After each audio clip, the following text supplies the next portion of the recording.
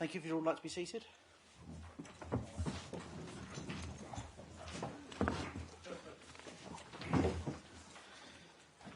Good evening. I would like to welcome members to the full council meeting on the 29th of June. I'd like to remind all members to stand and face me when speaking. Everyone please use their microphones and the recording will be uploaded to the council website. I would now like to ask the Reverend Canon Darren Barlow to lead us in prayer. Thank you, Mr. Mayor. We gather this evening as different people of different ages, of different backgrounds, and of course, differing political views. But the thing that unites us is our choice to make public service one of our priorities. As elected members of Thurrock Council, you serve the people of this borough, and you know much more than I do how very complicated, with your various portfolios and shadow portfolios, let alone the needs of your local wards, which vary so significantly that your task as elected councillors can be. Well, let me tell you, God rejoices in this, as we're all called to put others before ourselves. We're called to love our friends, but also to love our enemies, which we all know is all the harder. As Thurrock Council meets this evening, I'd really encourage you to see everyone in these rooms, whichever side of that centre pillar you're on, as somebody who you share the same priorities with, because your priorities may be more similar to each other than you think. To paraphrase Jo Cox, who also served her community, we have much more in common than anything that divides us. So a short prayer. Creator God, thank you for bringing us safely to this night. We pray that as we journey through this agenda, that we might be able to step above party politics and point scoring and seek to collectively best serve all the people of this borough of Thurrock. Amen. Thank you very much, Reverend Barlow. Item 1, apologies for absence. I've received apologies from Councillor Collins and Councillor Duffin. Are there any other apologies for absence? Councillor Kent? Councillor Muldowney hasn't voted. Councillor Muldowney. Well, I'm sure you'll pass on our best wishes to her. Item 2, minutes. I move that the minutes of the meeting from the 25th of May 2022 be approved as a correct record. Is that seconded? Seconded, Mr. Mayor. Thank you, Leader. All agreed? Thank you. Item 3, I've not given to the consideration of any urgent items. Item 4, declarations of interest. Can I please have any declarations of interest? No. Item 5, announcements on behalf of the Mayor or Leader of the Council. First of all, I would like us to all take a moment to remember Thurrock's fallen dead that we all find on page 7. Thank you, Councillor Laurel. For June 1942. Ronald Dean, Charles Smith, Herbert Pavitt. Announcements on behalf of the Mayor.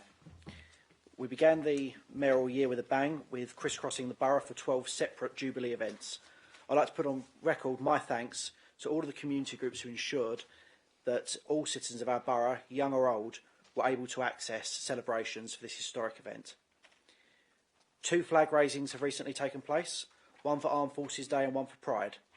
I would like to take the opportunity to thank the Reverend Canon Darren Barlow for giving us the use of his flagpole, enabling us to have the backdrop, magnificent backdrop of his historic church opposite the new town hall. It is a particular point of joy for myself to see the Pride flag being flown at this gorgeous C of E church, truly a first in our borough's history. I would also like to thank him for opening his church before full council this evening, so we could host what I hope will become an annual service where members can formally take their oath to public service and Her Majesty. The full council agenda will look slightly different next month as we start to publish the first round from the Mayoral Roll of Honour, which is now open for nominations. Please put forward all of those people who you know who are helping to make Thurrock a great place to live, work and play. It is important that we honour the people who are ensuring that Thurrock can compete with London Square Mile. I would like to formally congratulate Councillor Gledhill, who at just shy of 2,200 days has become the longest serving leader in the history of Thurrock as a unitary authority.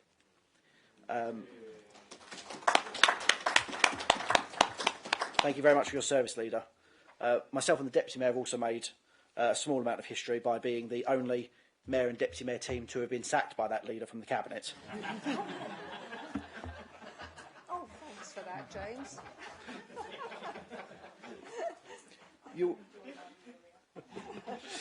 After full council, I would like to invite all members, officers and the public to join us for food and champagne in the parlour, where you'll be presented with your lapel pin of the borough crest, which we had made to both celebrate the Jubilee and help spread a new sense of pride as we use the crest more and more.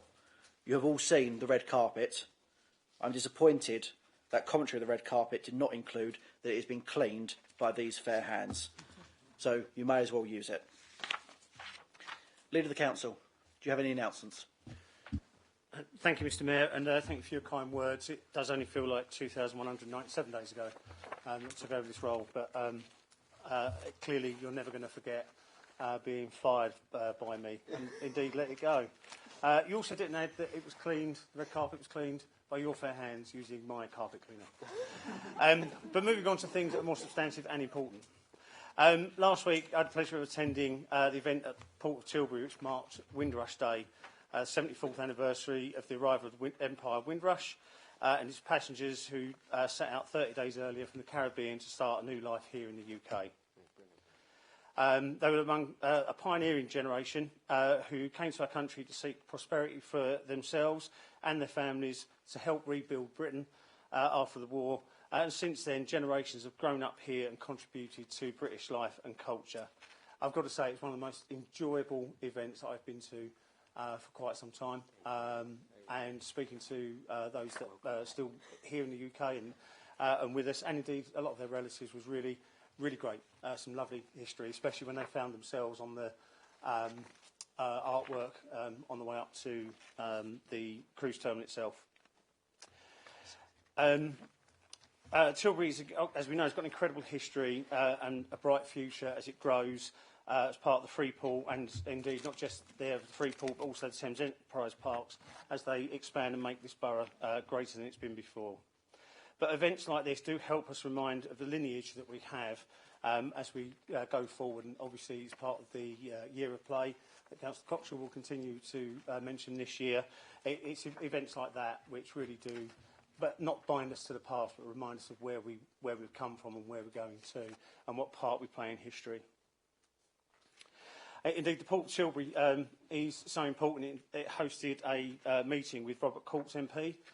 He has responsibility for the ports in his role in Parliament. Joined by our own MP, Jackie Doyle-Price, my Deputy Leader, Councillor Coxall, and I. A marvellous day, a good 5 hours, I believe, at the port for Tilbury 1, Tilbury 2, seeing the cruise terminal, using the simulator. I understand he had a fantastic time, as did we, and it was a really good place to showcase the expansion from Tilbury 1 to Tilbury 2, obviously the expansion that will happen with the Freeport, and the benefits that will give, not just for the community of Tilbury, but for the communities across Thurrock and indeed across South Essex and East London. On Monday, I joined the Mayor, members of Cabinet, and indeed members from across the Council in raising the Armed Forces flag. The Armed Forces flag represents services which are there serving our country all year round, day in, day out. That's the Army, the Navy, the Air Force, and indeed the Merchant Navy, who seem to be forgotten sometimes in these events. It also commemorates the veterans who have served to protect our country and supply aid across the world where needed, to protect the freedom of ours and others, and indeed the cadets who will be going forward in the future as well. As you remember, Mr Mayor, I spoke to you after that event to see what we can do more in relation to this. I know I've mentioned this in the past as well, but it was really good to hear your endorsement of this time next year, that it will be a parade which will allow more veterans to attend at the weekend and have the cadets there as well. Absolutely brilliant plans. We will need to make sure that happen. Unfortunately, as you know, I was unable to make the raising of the Pride flag yesterday due to another commitment, and indeed this evening for an overrunning meeting. But I do look forward to more flag raising events when the new flagpoles are installed at the side of the new building, now that the Town Hall annex is open, they should be rightly at the front, not at the back of the building. We've just come to the end of Scam Awareness Fortnight, and it's important to recognise the excellent work our Trading Standards team have done. Thanks to the Borough's Port and a huge number of imported goods that come through it, our Trading Standards team are amongst the busiest in the country and have helped to stop millions of pounds worth of fake or dangerous goods ever reaching the UK market. And that has been the same for well over a decade. They've just been named as runner-up in the National Regulatory Excellence Awards for the innovative work they're doing to prevent dangerous goods entering the country. I know they'll try harder next year to make sure they secure first place. Indeed, I can't wait to go and visit them, I believe early next week, with the director and a few others to see their work firsthand. None of us, as we know, are immune to scam text messages or emails, and it's important that we look out for them. Indeed, many, if not all of members, received a scam email recently. One that was very similar to that sent to those on social media a year before, and it shows that scams can take many forms, not just in person, buying fake goods, but also electronically through the various means that people use. I have been working with our comms teams to see how we can get details of scams that are happening to residents in Thurrock out there live on social media and the alike, just to prompt people to don't respond to this, it's likely to be a scam. That is a good plan in action. I'd like to thank the Director for comms with the work that she's done on that with me. If someone is the victim of a scam, they can contact Citizens Advice Scam Action Service. Equally, if it's part of an organisation, so if it's saying it's eBay or Amazon or whatever, they will have phishing teams or counter-phishing teams, and I really would suggest that residents don't open the emails and send them straight on to those and build up the phishing team's email addresses so they can get straight to them. I've reported in the last year over 20 that have been received to me personally. The more picture we can build up, the sooner we can bring these to a stop, and the sooner that those that will end up being victims can sleep more safely. So coming up in the following month, Monday we have the Mayor, Councillor Bass and Councillor Hewlin. We'll raise the Remembering Srebrenica flag outside here. And on the 11th of July, we'll be following up the unveiling of a commemorative plaque and a tree in Gracetown Park. I'll make sure that obviously the invite goes out to all members. On the 8th of July, we'll also recognise some of the staff from the Borough Schools for the Education Award ceremony. It recognises teachers and staff that have gone the extra mile over the last academic year to help pupils in the borough. On the same day, we will also see the Commonwealth Games baton arrive at the Port of Tilbury as it makes its way to Birmingham for the start of the Games on the 28th of July. Again, shows the ports are worthy of national and international recognition. Indeed, I believe it's the Olympic torch that's kept at Tilbury pride of place as you enter into their building. Finally, moving on to Clean It, Cut It, Fill It. So far, since April, we've filled 534 potholes, cleared 341 fly tips, removed 410 tonnes of rubbish and waste from our streets, and issued 522 fixed penalty notices for various offences, including littering, spitting and dropping of cigarette ends. Now, I will be expanding out in all of my speeches each month what other milestones we've achieved as council services. Needs to be clear, we don't just cut grass, we don't just clean the streets, we don't just fill potholes or issue fines for littering and tipping. We do an awful lot as a local authority, and I think that needs to be celebrated more often. So with that, Mr Mayor, thank you.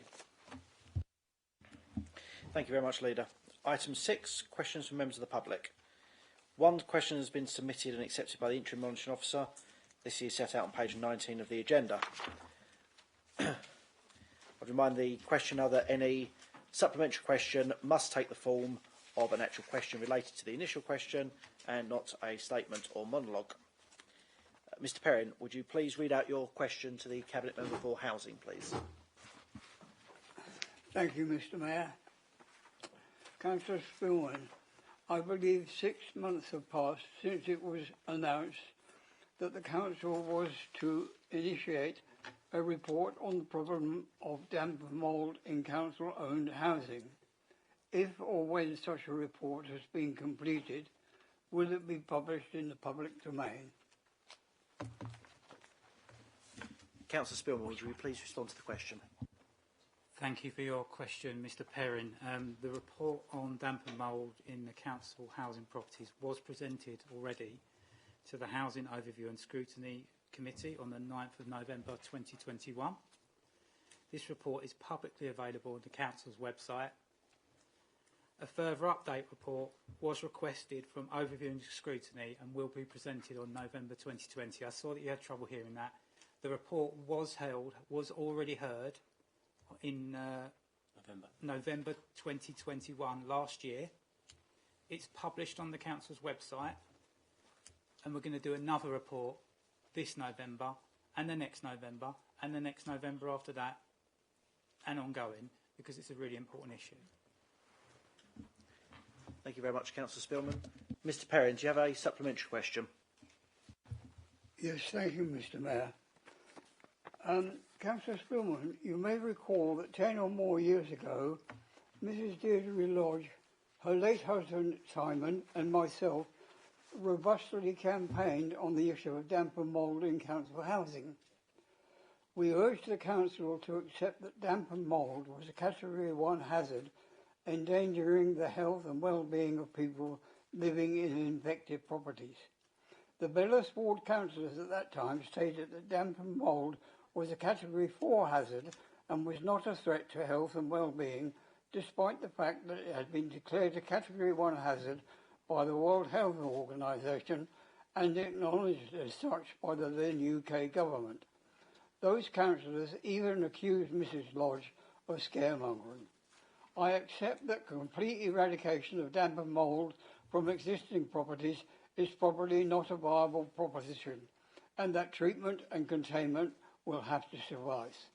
Therefore, I ask, before planning approval is given for future house building, will the council insist that they are built so that damp and mould, hazardous materials such as asbestos, fire risk cladding are dangers of the past? Thank you, Mr Perrin. Councillor Spillman, would you like to respond to the question?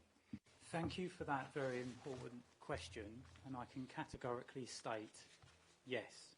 Damp and mould is a very important issue to this council. We will work hand in hand with committee to work on it. We're going to get a few more damp and mould reports, I think, this year for two reasons. One, because we're actively looking for more, and we're asking everyone we ring, have you got damp and mould? So that's going to come up. But my concern is the cost of living and people not being able to heat their homes. So that's really important. So every councillor, if you ever get a query about anyone who can't heat their homes properly, Housing Support Fund, please apply for it. That fund is there to help people who are struggling with the cost of living. That fund might stop someone getting damp and mould in their property, so just don't hesitate. There's a lot of extra funding, obviously, for people who can't heat their homes coming through, and I really do worry about this as a cause of damp and mould. So please just make sure that when we do speak to people, we don't just report it to the council that there's damp and mould. We also give advice on the extra welfare benefits that all these residents will have. But that is a side point that I wanted to make because it's very important. But just going back to confirm categorically yes to your question. Thank you very much. Thank you very much, Councillor Spillman. Thank you, Mr Perrin. Item 7, petitions from members of the public and councillors. One petition has been submitted and validated. Councillor Pearce, would you like to present your petition on parking on Love Lane? You have 2 minutes. Thank you, Mr Mayor. Please accept this petition from the residents of Love Lane, Aveley, who have lobbied me to tackle the problem of parking and congestion on what is a major thoroughfare for London buses.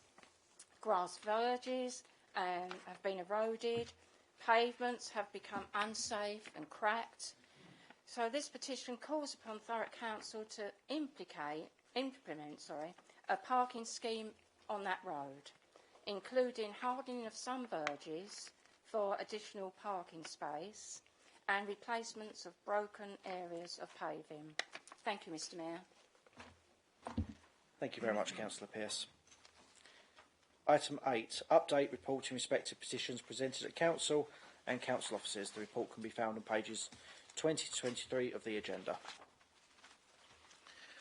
Item 9, appointments to committees, outside bodies, statutory and other panels. Councillor Gledhill, would you like to make any changes to committee appointments? Thank you, Mr Mayor. There's only one, is to add substitutes to the Health and Wellbeing Board. And that's Councillor Carter and yourself. Thank you, Leader. Councillor Kent, would you like to make any changes? No, thank you.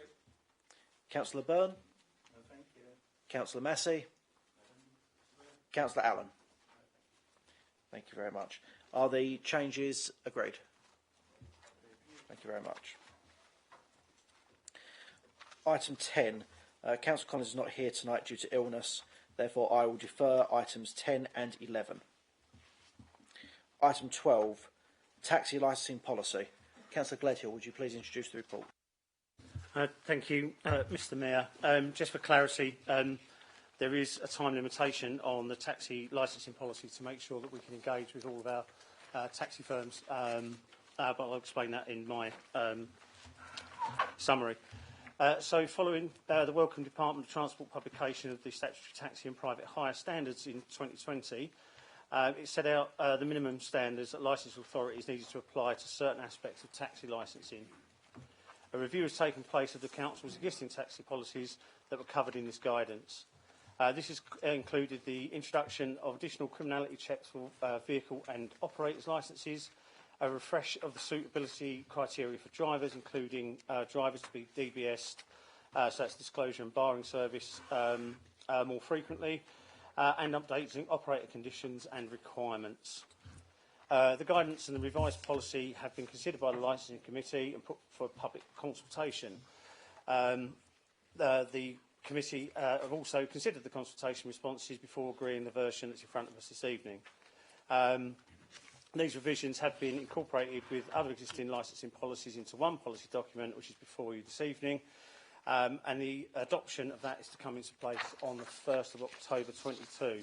That's to allow time for communication of changes and revisions and internal systems to be processed, and processes to ensure that everything will be working in time, and there will be no excuse for failure to comply. Hence, as I said earlier, there is the time limitness of this. Having the comprehensive taxi policy, maintaining the strong emphasis on public safety that Thurrock Council requires of all its taxi licence holders, with all the licensing authorities requiring through the national guidance to meet the same high standards, it will not just apply to operators here, but anyone that's operating in Thurrock. As I say, it does require the sign up to the DBS update service, which will facilitate checks every 6 months as opposed to 3 years. This will allow the Council to act faster if a relevant offence is disclosed to protect the public. It aligns the timescales when a certificate of good conduct is required with the guidance, if applicable, from the ages of 10, where someone may have spent more than 6 months living abroad or indeed anywhere outside the UK. Puts into policy the checks carried out on the National Register of Licence refusals and revocations. Revises that obviously prevents people from applying in one, getting revoked and then applying somewhere else and still being able to operate. Revised the policy on previous convictions in line with the national guidance, which raises the standards, particularly around driving offences, things like mobile phone usage, which obviously are new offences. Enhances the criminal record checking of private hire operators' licences, and requires, by condition of operators' licences, that they undertake criminal record checks of all staff engaged from the booking and dispatch and servicing of the cabs. This report and recommendations are not here to make it more difficult for taxi operators to run their businesses. It's solely to ensure that those operating and using those that are using the taxi services in Thurrock are safer and can be even more certain that our local taxi drivers, or indeed those operating outside the borough, meet with these high, stringent national details, irrespective of who they are. With that, Mr Mayor, I move the report. Thank you very much, Leader. Is your report seconded? Yes. Thank you, Deputy Leader. Leader of the Opposition, would you like to say anything? No, we're quite happy to support this. Would any other member wish to speak? Councillor Ralph. Yeah, thank you, Chair. This report is very important to us as residents. As a member of the Licensing Committee, we're always asked to keep in mind, is it safe? Would I be happy to put my child in that taxi on their own? And also, with the standards that we're setting in Thurrock with this agreement, I think the answer is yes. And I think it's such an important standard update that we can have and represent a good safety standard that we have in Thurrock. I also like to say that with our taxis, they are such a valuable to our residents, and to know that they have the safety and knowledge that we do the checks and we safeguard them is critically important. Thank you. Thank you very much, Councillor Ralph. Would any other member wish to speak? Councillor Allen. Thank you, Mr Mayor. Just need to seek some assurance from Thurrock Council with regards to the full DBS regarding the convictions and criminal record checks of non-British citizens. How can we ensure that we're doing full checks on those who are not British citizens? Thank you, Councillor Allen. I'm sure Councillor Gledhill, would you like to answer? Yes, thank you. As I mentioned, if anyone has spent time since the age of 10 abroad, there is a disclosure that they will now need to do and proof they need to supply. And indeed, obviously, underneath this particular government, they've made it a lot more stringent when it comes to employing people from outside the UK, and there are much more stringent rules and fines should they employ someone that is not entitled to work in the UK. Yes, I do understand where you're coming from with this, Councillor Allen. It's going to be difficult if someone comes from abroad, uses a fake name. I can remember actually not so long back, probably 4 or 5 years ago, there was a case of a driver who came to us, had got a criminal offence, and had declared that he came over as an unaccompanied asylum seeker child. It was calculated it would have been in his 30s when that happened. So quite clearly a failure there. That person is no longer a taxi driver, or indeed actually in the UK, I believe. So there are checks that can be done, but I can understand your point, and it will be something that as we go through we can get extra clarification on should you require it. Thank you very much, Leader. Would anyone else wish to speak? Councillor Gledhill, would you like to sum up the report? Thank you, Mr Mayor. And obviously thank you, Councillor Ralph, for the kind words. Obviously, we do have a fantastic set of taxi drivers in Thurrock. We do occasionally have problems with them. They do come in front of the licensing subcommittee fairly fast now. And in doing so, they are scrutinised. So members, your daughter and you can feel safe that when she gets into a cab that she's going to get to her destination safe and sound. And indeed, also thank Councillor Allen for his question. I'll make sure that any follow-up that I've missed is sent to you. I am surprised that no one's mentioned a certain company, that being Uber. But just to reiterate, the same rules now apply to them as apply to ours. And I also found out there are a number of companies that operate in Thurrock and licensed in Thurrock, but mainly operate in London. So that exchange of drivers coming from London to here is also reciprocated with ours in getting good employment and money in London. So with that, Mr Mayor, I move the recommendation as outlined on page 143, 1.1. Thank you, Leader. Are all members in agreement? Anyone opposed? Thank you very much. Item 13, Report Overview and Scrutiny Annual Report 2021-2022, found on pages 207 to 224 of the agenda. Does any member wish to speak? Councillor Worrell. Thank you, Mr Mayor. So I thought that I should, as I was the chair last year of the Housing Overview and Scrutiny, I just wanted to thank the committee that I worked alongside last year. And the report tonight is just a really brief overview of really what we've done. But why I wanted to speak is it does actually say in the report that we would have a damp and mould review report would have come back in the very first meeting. And the reason we had that was they was doing damp and mould checks throughout the winter, because that is when we get our worst cases. So we was going to get the numbers would have come through and would have given us a really good idea of the work that we needed to be doing in the fair weather to prepare us for the bad weather. So, but somehow that's got kicked back to November. So that's a little bit disappointing in that the work plan has been shifted so very, very quickly in just one meeting. But I do think that maybe the chair of that overview and scrutiny could have a bit of a jig around and make sure that that comes before. But we did some amazing work last year around the homelessness. We had some really good reports that did come through, and the stock survey of our private landlords, making sure that residents are safe in the homes that we allow them to rent to our residents. Councillor Edsall's crusade against the garages lives on and will carry on, I think, forever until she wins. And then we also did a bit of work around housing development, which has not been mentioned in this review. And we did lots and lots of talks about housing development, and maybe this year we might get some spades in the ground so that next year in this report we will see that we're actually building houses and not just talking about them. So thank you to the committee, and thank you for giving me the time to speak on the report. Thank you, Mr. Mayor. Thank you very much, Councillor Ralph. Thank you, Mr. Mayor. Sorry for calling you chairman last time. I'd just like to briefly thank the last vice chair, Councillor Holloway, I don't know if she's in attendance tonight, for her work on the board last year and the committee. It is brilliant. Working together, we do have a strong team. So I'd just like to pass my thanks on to everybody. Thank you. Thank you, Councillor Ralph. Councillor Spillman.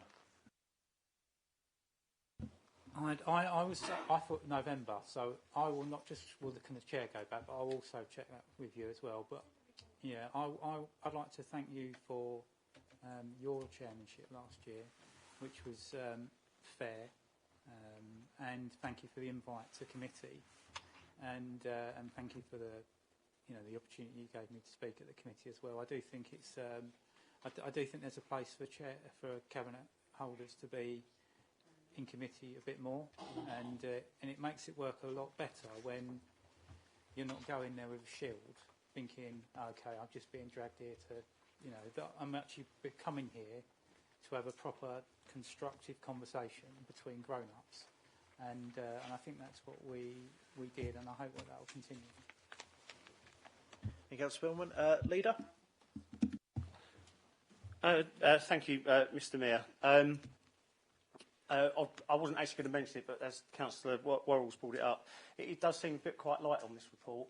And I know the really good work that the scrutiny's done, not just last year, but in all years.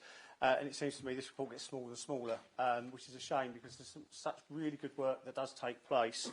And if we think of Councillor Edsall's garages crusade, as it was quite eloquently put, I've gone out with my team in relation to the garages to make sure they're empty and can be sealed up so they can eventually be pulled down if we cannot let them. This is perfect space for small inserts of housing or change it into play space depending on what's really needed. We've seen the excellent work that Councillor Spillman did delivering 2 adapted homes in Chapel St Mary. The residents there absolutely love them, and that took away 2 things. Empty site that we didn't need, and a lot of antisocial behaviour. So it's not just about putting into housing, it's about the extras that adds to what we're doing. So yes, I think it does need to be a bigger report, and perhaps it's something that could be worked on in the coming years, or not coming years, in the future. And of course I will be welcoming the recommendation in a future report in here with the cabinet members being held to account at the scrutiny committees, where they will get hours and hours to scrutinise what we're doing and why we're doing it. So with that, thank you, Mr. Mayor. Thank you, Leader. It's just been pointed out to me that where you are blessed with tremendous height, if you need to talk directly into the microphone, because there are some members on the, apologies, my far left, who can't quite hear you. I will try, Mr. Mayor, but it's difficult to, as I should be addressing you, it's fine, and looking at that. Don't worry about addressing me, just the microphone is fine. Councillor Redsall. Thank you, Mr Mayor. Just to say that Cleaner, Greenham and Safer Overview and Scrutiny worked hard last year, and hopefully we'll scrutinise a bit more this year, especially as we've got the refuse trucks and motorbikes to deal with. Thank you for everybody for mentioning the garages, by the way, because I'm going to have a placard on my car now. You know, we'll get there. 4 years and we're still running with it. I just think that we've got to be more active in overview and scrutiny and bring a lot of people to account. So I hope to do, and like to thank officers and people who've been on the committee for last year and this year again, thank them for their hard work. Thank you, Mr Mayor. Thank you, Councillor Redsall. Councillor Polly. Thank you, Mr Mayor. Very appropriate that this report is at tonight's full council, having done the overview and scrutiny training session that was organised by Jenny and her team last night, which I found very helpful. And the guy that actually did the training was a former councillor and was very good at understanding both sides of the coin. And there was a lot of discussion. It was great that it was attended by so many members that are in the chamber, some new, some returning, like myself, some long-standing members, Councillor Redsall. We were encouraged, and I would echo Councillor Redsall's comments, to be efficient and effective.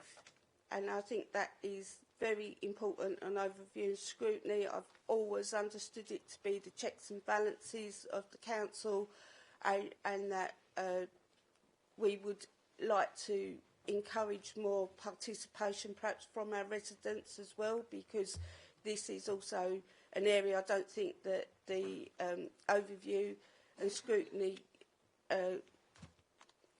committees have really, we need that resident engagement as well to make sure that we are delivering the challenges that our residents would like to see. So I think it's a very timely report, and again I would echo other colleagues' comments that there is a heck of a lot of background work that goes in by our officers, because we scope the tasks, we ask for the delivery, and our officers do deliver. So thank you for that. Thank you, Councillor Polly. Would any other member wish to speak? Oh, sorry, Councillor Cockshaw. Yeah, I'd like to reiterate that the use of and the helpfulness of overview and scrutinies. I think last year I went to corporate overview and scrutiny chaired by the leader, and I think it was a very interesting event. It wasn't just me saying that. I had the officers come up to me and said it recommended it to all directors to look at that, and actually saying it was a very helpful evening and something we need to be doing, because it was more overview and a future planning. I think Councillor Kent reiterated this at a council meeting before the end of the last municipal year, and I think that's what overview and scrutinies are there for. It's the overview part of it, and the future planning, looking ahead, is exactly where they are, and we can actually get some good policy out of overview and scrutiny. It's not just scrutinising what the council does, it can come the other way, and I think that's what hopefully the changes that are coming through we can try and get is policy should go both ways, to scrutinise an overview, and if there's a policy deficit, maybe overview and scrutiny is the way to that, and a policy to come forward and look at that future.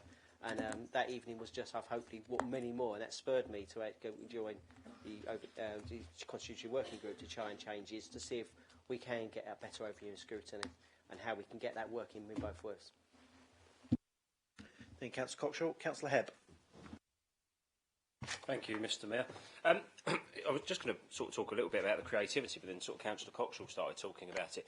One thing I sort of reflected on last year is I was fortunate enough to be welcomed to the corporate overview committee by the now Deputy Mayor, where I come to the committee and propose 4 different work streams. You know, I felt like I was intruding a little bit, but the idea being was, actually, this is a great committee, full of diverse characters, a lot of experience. Actually, let's let you guys have a look at it.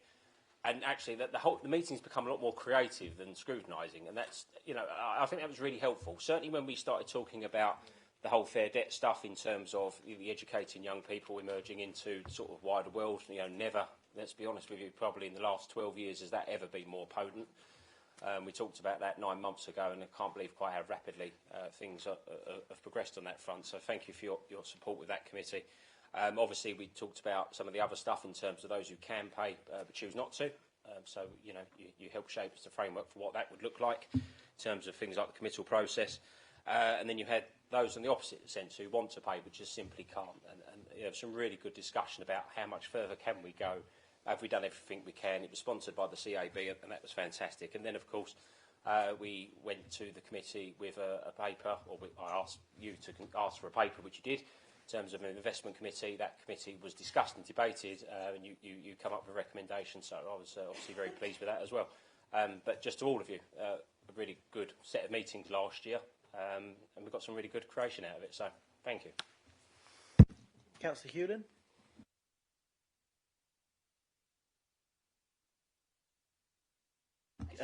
Microphone, Councillor Hewlin. Sorry, thank you, Mr. Mayor. I wanted to give a bit of a shout out to HOSC, and I mean cross-party, because one thing that's come across to me as the Cabinet member and listening to the Health and Overview Scrutiny Committee, even cross-party, everybody is passionate about improving the health and well-being of residents in Thurrock. And it's been really nice to see. I don't mind being challenged and ambushed because the subject matter is so important to us all. And I just think it works really well. And one thing that I've seen in the past year is how proactive people have been with that as well, of reaching out to me and suggesting ideas and questions. And that's been really refreshing and nice, and I hope that continues. Thank you, Councillor Hewlin. Any other? Councillor Maney. Thank you, Mr. Mayor. It's almost bizarre that this is a report about overview and scrutiny, and so far Cabinet member after Cabinet member has stood up to speak on it. But I do want to place on record my thanks to PTR, because I think, as colleagues have said, I remember when there was just one overview and scrutiny committee here, and for a long time I felt that really we didn't do overview and scrutiny very well at all at this council, but we're seeing that change now. When we took the parking policy and strategy earlier this year, it went to PTR, it came to Cabinet to make a decision on, and it was actually refreshing to hear the Chair say, actually, we did look at this, but we'd like a second look at it. There's things we think we haven't looked at, there's questions we want to ask, and I think that is an example of the process actually working. You know, members actually taking an active interest in what Cabinet are doing and what the Council is doing. We see more and more chairs coming to Cabinet now to introduce items and to speak, and I think it's really refreshing to see that, you know, there's been a change of direction in the way that we do overview and scrutiny here. So my message to the chairs is, you know, you hold an important position. Don't just think you're doing something that is a process. Be bold, hold us to account, but remember the overview element. If you've got ideas, propose them. You know, it's a working relationship now, and I look forward to seeing that continue throughout the municipal year. Thank you, Mr. Mayor. Thank you, Councillor Maney. Any final comments? Okay, thank you very much. The pulse is just to note, so we shall note. Item 14, report amendments to the Constitution, found on pages 225 to 314. Leader of the Council, would you like to introduce the report? Thank you, Mr. Mayor, and hopefully, if people can't hear me, they can let me know now. All good? Yeah, I'll try to. The years of having to address either a judge, a magistrate, or indeed a mayor comes at a cost. I have actually taken note of Reverend Barlow's no point scoring statement at the beginning of this meeting, so I scrubbed out some of my speech already. Thurrock Council, as a local authority, has moved forward in the past few years. Now scrubbed quite a large piece. Most of these have been tangible in terms of growth and investment, but we need to be in a much better position to get things done more efficiently at the Council. Unfortunately, some of our archaic conventions in this chamber and indeed in other meetings stifle open and transparent debate and leave us vulnerable to politicking by some members who feel that this is a veil of secrecy, or indeed we're trying to hide things, and that's not the case. The Constitution has changed over the years, as we know, and we need to be continually changing it. If we really want Thurrock to be the rival of London Square Mile, as you outlined on your maiden speech as Mayor, Mr. Mayor, become the economic powerhouse of Essex, our processing needs to be refreshed and probably refreshed often. I am personally minuted as being open to the refreshing of the Constitution in January 2015, when the then leader, who's now the leader of the opposition, formed a constitutional working group to update the Constitution through the governance review about a year later. What I'll do is I'd actually ask all members to show the same open-mindedness we did then, now. It does need to change, and it needs to change now, and, as I say, as we move forward. I'm not going to speak on all of the 17 proposed changes, but would highlight some of them that, as of next month, we will see come into play. Members' questions extended to 45 minutes, so we can spend more time responding to the questions instead of having to rush them through. And that also means more questions can be answered.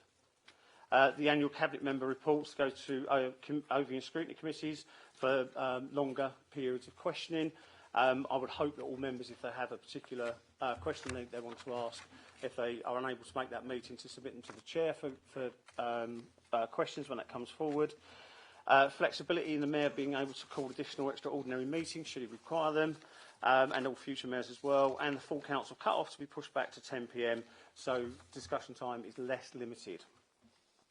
Constitutional Working Group also had 5 changes that were actually already in the Constitution but buried in the detail or lost the convention that, that they were missed, but it's very good of officers to refresh our memory on that. And indeed, we've got 5 more recommendations being worked on, such as the Scrutiny Committee restructure, panels for recruitment for senior officers, and a refresh of the Code of Conduct once it's been looked at by the Standards and Audit Committee. All of this shows that we are breathing life, and this will be a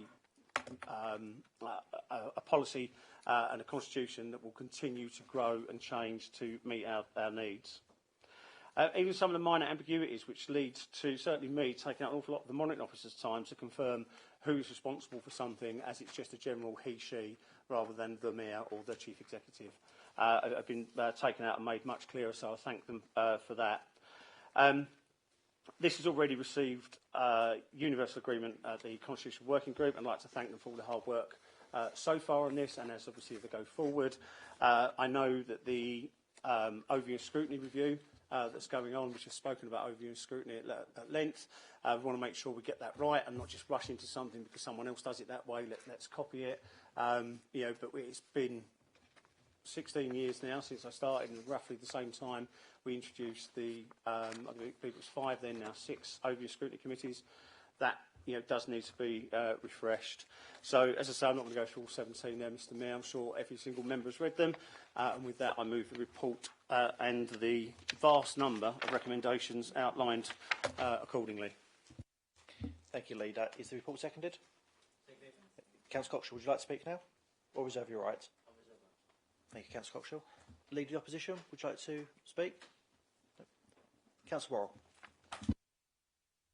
Thanks, Mr Mayor. As it's me that sits on it, it's probably appropriate for me to speak on it. So thank you, Councillor Gledhill, for introducing this report. The work of the Constitution Working Group has been interesting and given us a platform to take a deep dive into the document that governs how we operate here at the Council. The Constitution is a hefty document, but I would suggest that members do take time to read it and get to grips with some of the key areas that affect them and the decision-making processes that we should all to have to some degree a knowledge of this Constitution whilst carrying out our civic duties as councillors. As a working group, we've had one very long meeting and made some significant changes, which you will see in the report before you tonight. Most of these changes were low-hanging fruit, and there were no real points that we had any real problem with agreeing. I welcomed the removal of the portfolio reports and moving them to Scrutiny Committee.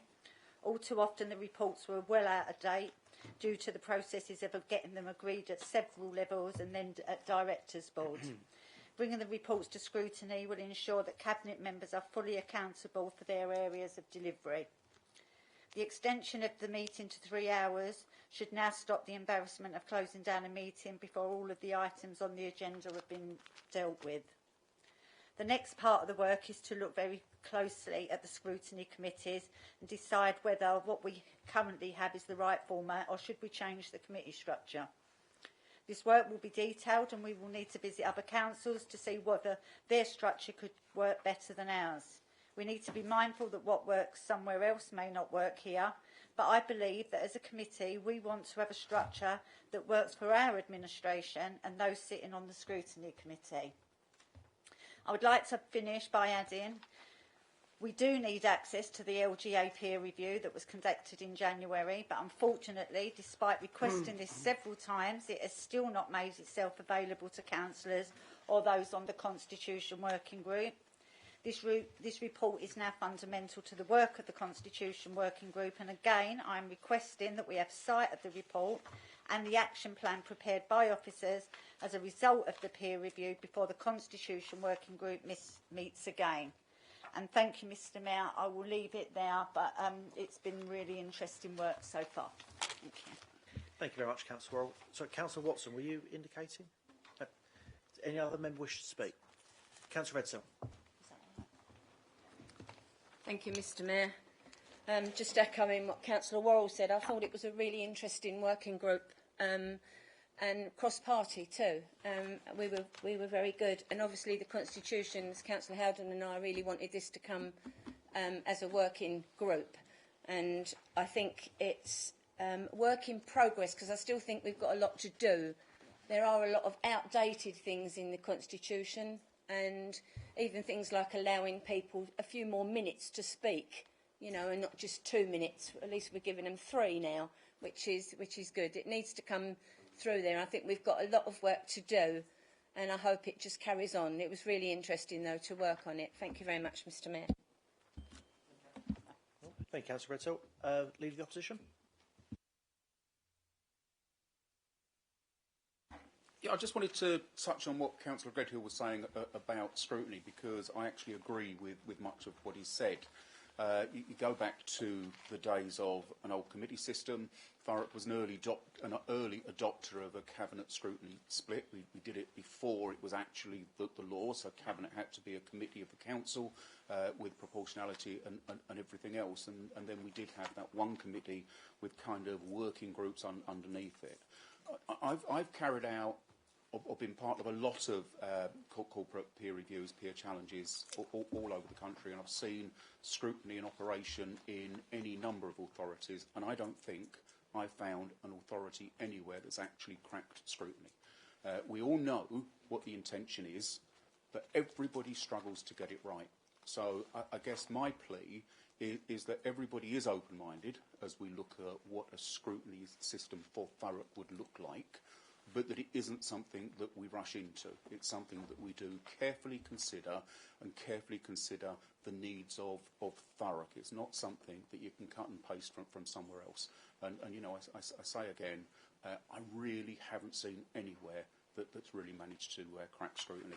It would be great if we did manage to do that. Thank you, Councillor Kent. Councillor Allen. Thank you, Mr. Mayor.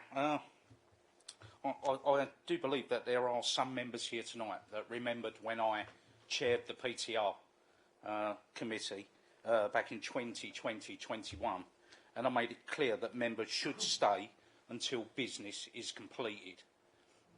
And I'd like to, reiterate that again, that all members should stay on whatever committee it is that we're taking until business is finished, and not sort of leave before business is complete. Would you not agree? Thank you very much, Councillor Allen.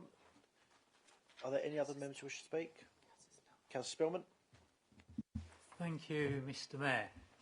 I remember not that long ago when there was 3 parties all bringing stuff to council, and we used to be able to get through the questions and have these quite raucous debates about motions, and somehow that stopped happening. And we didn't extend standing orders. I just think that our council's got too bloated with too much stuff that has got a better place elsewhere. And so I do welcome these changes, because it's hypocritical of me to say now, because you're listening to me rant on, obviously, but I'm in a privileged position that I get more chance to give my view than other members because I'm in Cabinet and because I've been a chair before. But this place has become awful for backbenchers. You know, they just do not get a chance to speak, let alone bring forward the level of scrutiny that this council really needs.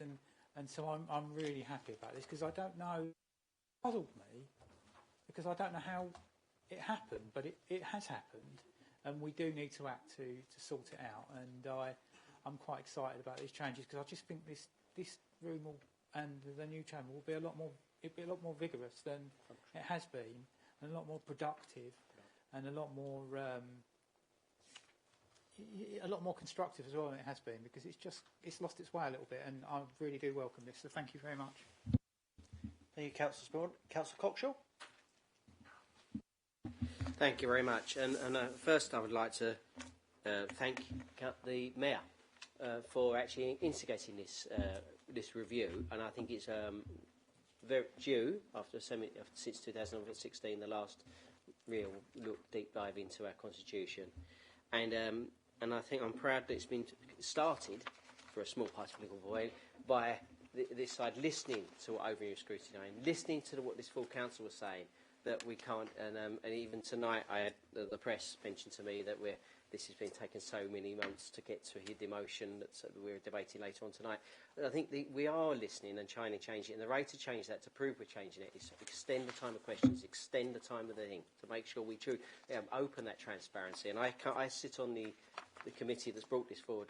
Well, first thing is transparency, and make sure there is enough transparency in everything we do, because I think that's the best way we get good decision making, if we're open and honest and transparent at the time. And if the opposition and other backbench councillors felt that was wrong, and I think that's what this is, opportunity.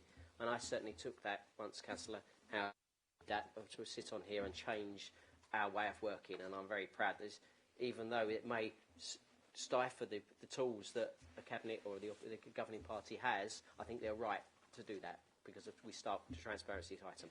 What I slightly disagree with my colleague here is that people don't get time to speak. I think we do get time to speak, but we don't get, and Councillor Worrell pointed it out eloquently and better than me, that the papers are not relevant in time to actually speak in a proper way, to actually improve this full council. And I think making sure that we count all councillors, not just Cabinet and us, privileged people that can actually see it in those own areas, Deputy Leader, you have the relevant papers in time to make a good quality speech but then we can have senior officers can listen to and understand. And I think that's the most important thing about how we can improve over scrutiny, making sure that the relevant papers, the relevant information that you need to actually engage in the whole 49 engaging moving this council forward.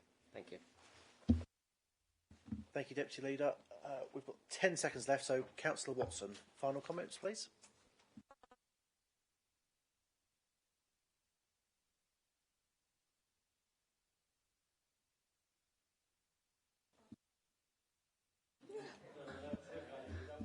No.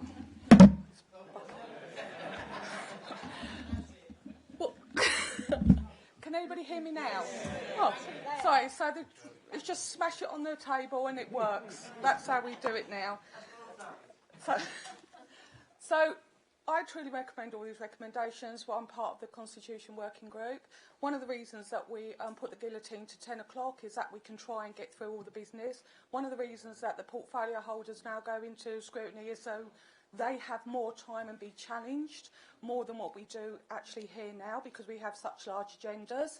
As part of the overall scrutiny, yes, part of them are going well, but as my colleagues have said, they are not perfect, they're not brilliant, and they do need a review done on them, and that will be the next thing. So once the review is done by the Constitution Working Group, and Councillor Cockshaw's on there, Councillor Snell, Councillor Redsill, me, Councillor Worrell, and the Mayor himself, then we can come back with you on the suggestions and the recommendations, and then we can have that discussion here. So that should be, hopefully, in the next few months. Thank you.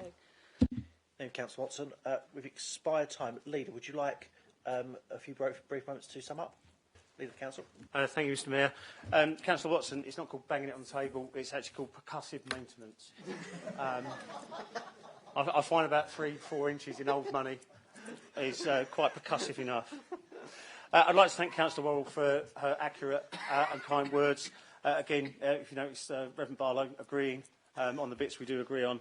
The only thing I would say is that all members should read the whole of the Constitution. It is hefty.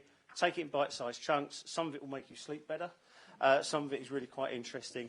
And that way you can get part of the informed debate, not just why are we doing it that way. And sometimes, you know what, it takes that collective, why are we doing it that way, to change it. I also agree with Councillor Kent. I've also gone to other local authorities to see how scrutiny is done, or indeed worked at local authorities and seen how it's done, and I've never come across one that actually gets it right, or indeed where I speak to leaders who say that they've got it right, irrespective of the makeup of the council. Councillor Spielman, yes, there's a number of reasons why we had time then, and we've not got time now. Some of those are repeated questions, as we've seen today, which I think is something that needs to be worked on moving forward, and indeed, just reports that just go on and on and on. I can't agree with Councillor Allen, unfortunately. We shouldn't just be here until the meeting's done. We should make sure that the meeting runs to time, and we do it in a good, organised manner. So, to sum up, Mr Mayor, we've got 17 recommendations, 17 subparts of the 3 recommendations that are here between pages 225 and 227, and I move them as written. Thank you very much, Leader. Members in agreement? Anyone opposed? Thank you very much. Item 15, the Health and Wellbeing Strategy. Shouldn't it be 2002 to 2026? Up to 2026. Councillor Hewlin, would you like to introduce the report, please? Thank you, Mr Mayor. I think the dates are the overarching dates that this strategy covers. Right, it's got 26 on there. As the government works towards stronger alliances between the NHS and local authorities to deliver better care, it's a statutory duty for the Health and Wellbeing Board to produce a health and wellbeing strategy. And it's according to government that the NHS's duty is to take due regard of the local authorities' health and wellbeing strategy when delivering their own services, that we can get that combined improvement in care for all. This strategy, together with the local plan, are in fact the 2 highest level strategic papers to engage partners, and the Health and Wellbeing Board is how members across parties, not only through HOSC but also through the board, they can scrutinise and ask for accountability for residents of the processes and decisions and delivery of health services by council and NHS. We have some amazing voluntary organisations supporting residents within the community with a wide range of experiences and advice to share. So the consultation process for this strategy has been wide and varied to gain insight. And together with health partners, voluntary services, police, local forums, sharing of data and statistics, I can't say that, statistics, and over 1,000 comments on proposals. This has been by far one of the most engaged consultations, and I would like to thank all those who have taken part and contributed. Health and wellbeing is about so much more than just the medical stuff. It's about where we live, our ability to get a job, it's about safe communities and quality leisure time, and it's for this reason we've taken a more holistic approach to set this refreshed strategy. And as you'll see, it's divided into 6 priority domains of focus: staying healthier for longer, building stronger cohesive communities, person-led health and care, opportunity for all, housing and environment, and community safety. With the objective of being high level and strategic, it's very ambitious and addressing residents' priorities and co-designing with them, and to be locally based, taking a strength and assets approach rather than focusing only on what we don't have and our deficits. Beneath this umbrella strategy document lies over 140 pages of further detail and numerous service strategies that, if they were all printed and given here, we'd all need a wheelbarrow to take it home. So strategies like the housing strategy, Better Care Together, the local plan, backing Thurrock economic growth strategy and many more, all designed to deliver focused action on areas of equalities and plans to improve. All strategies feeding into this overarching document are being collated to provide access link page so that if you can see which strategies go with each part and you can click on them and open them up, you can read further as you need to.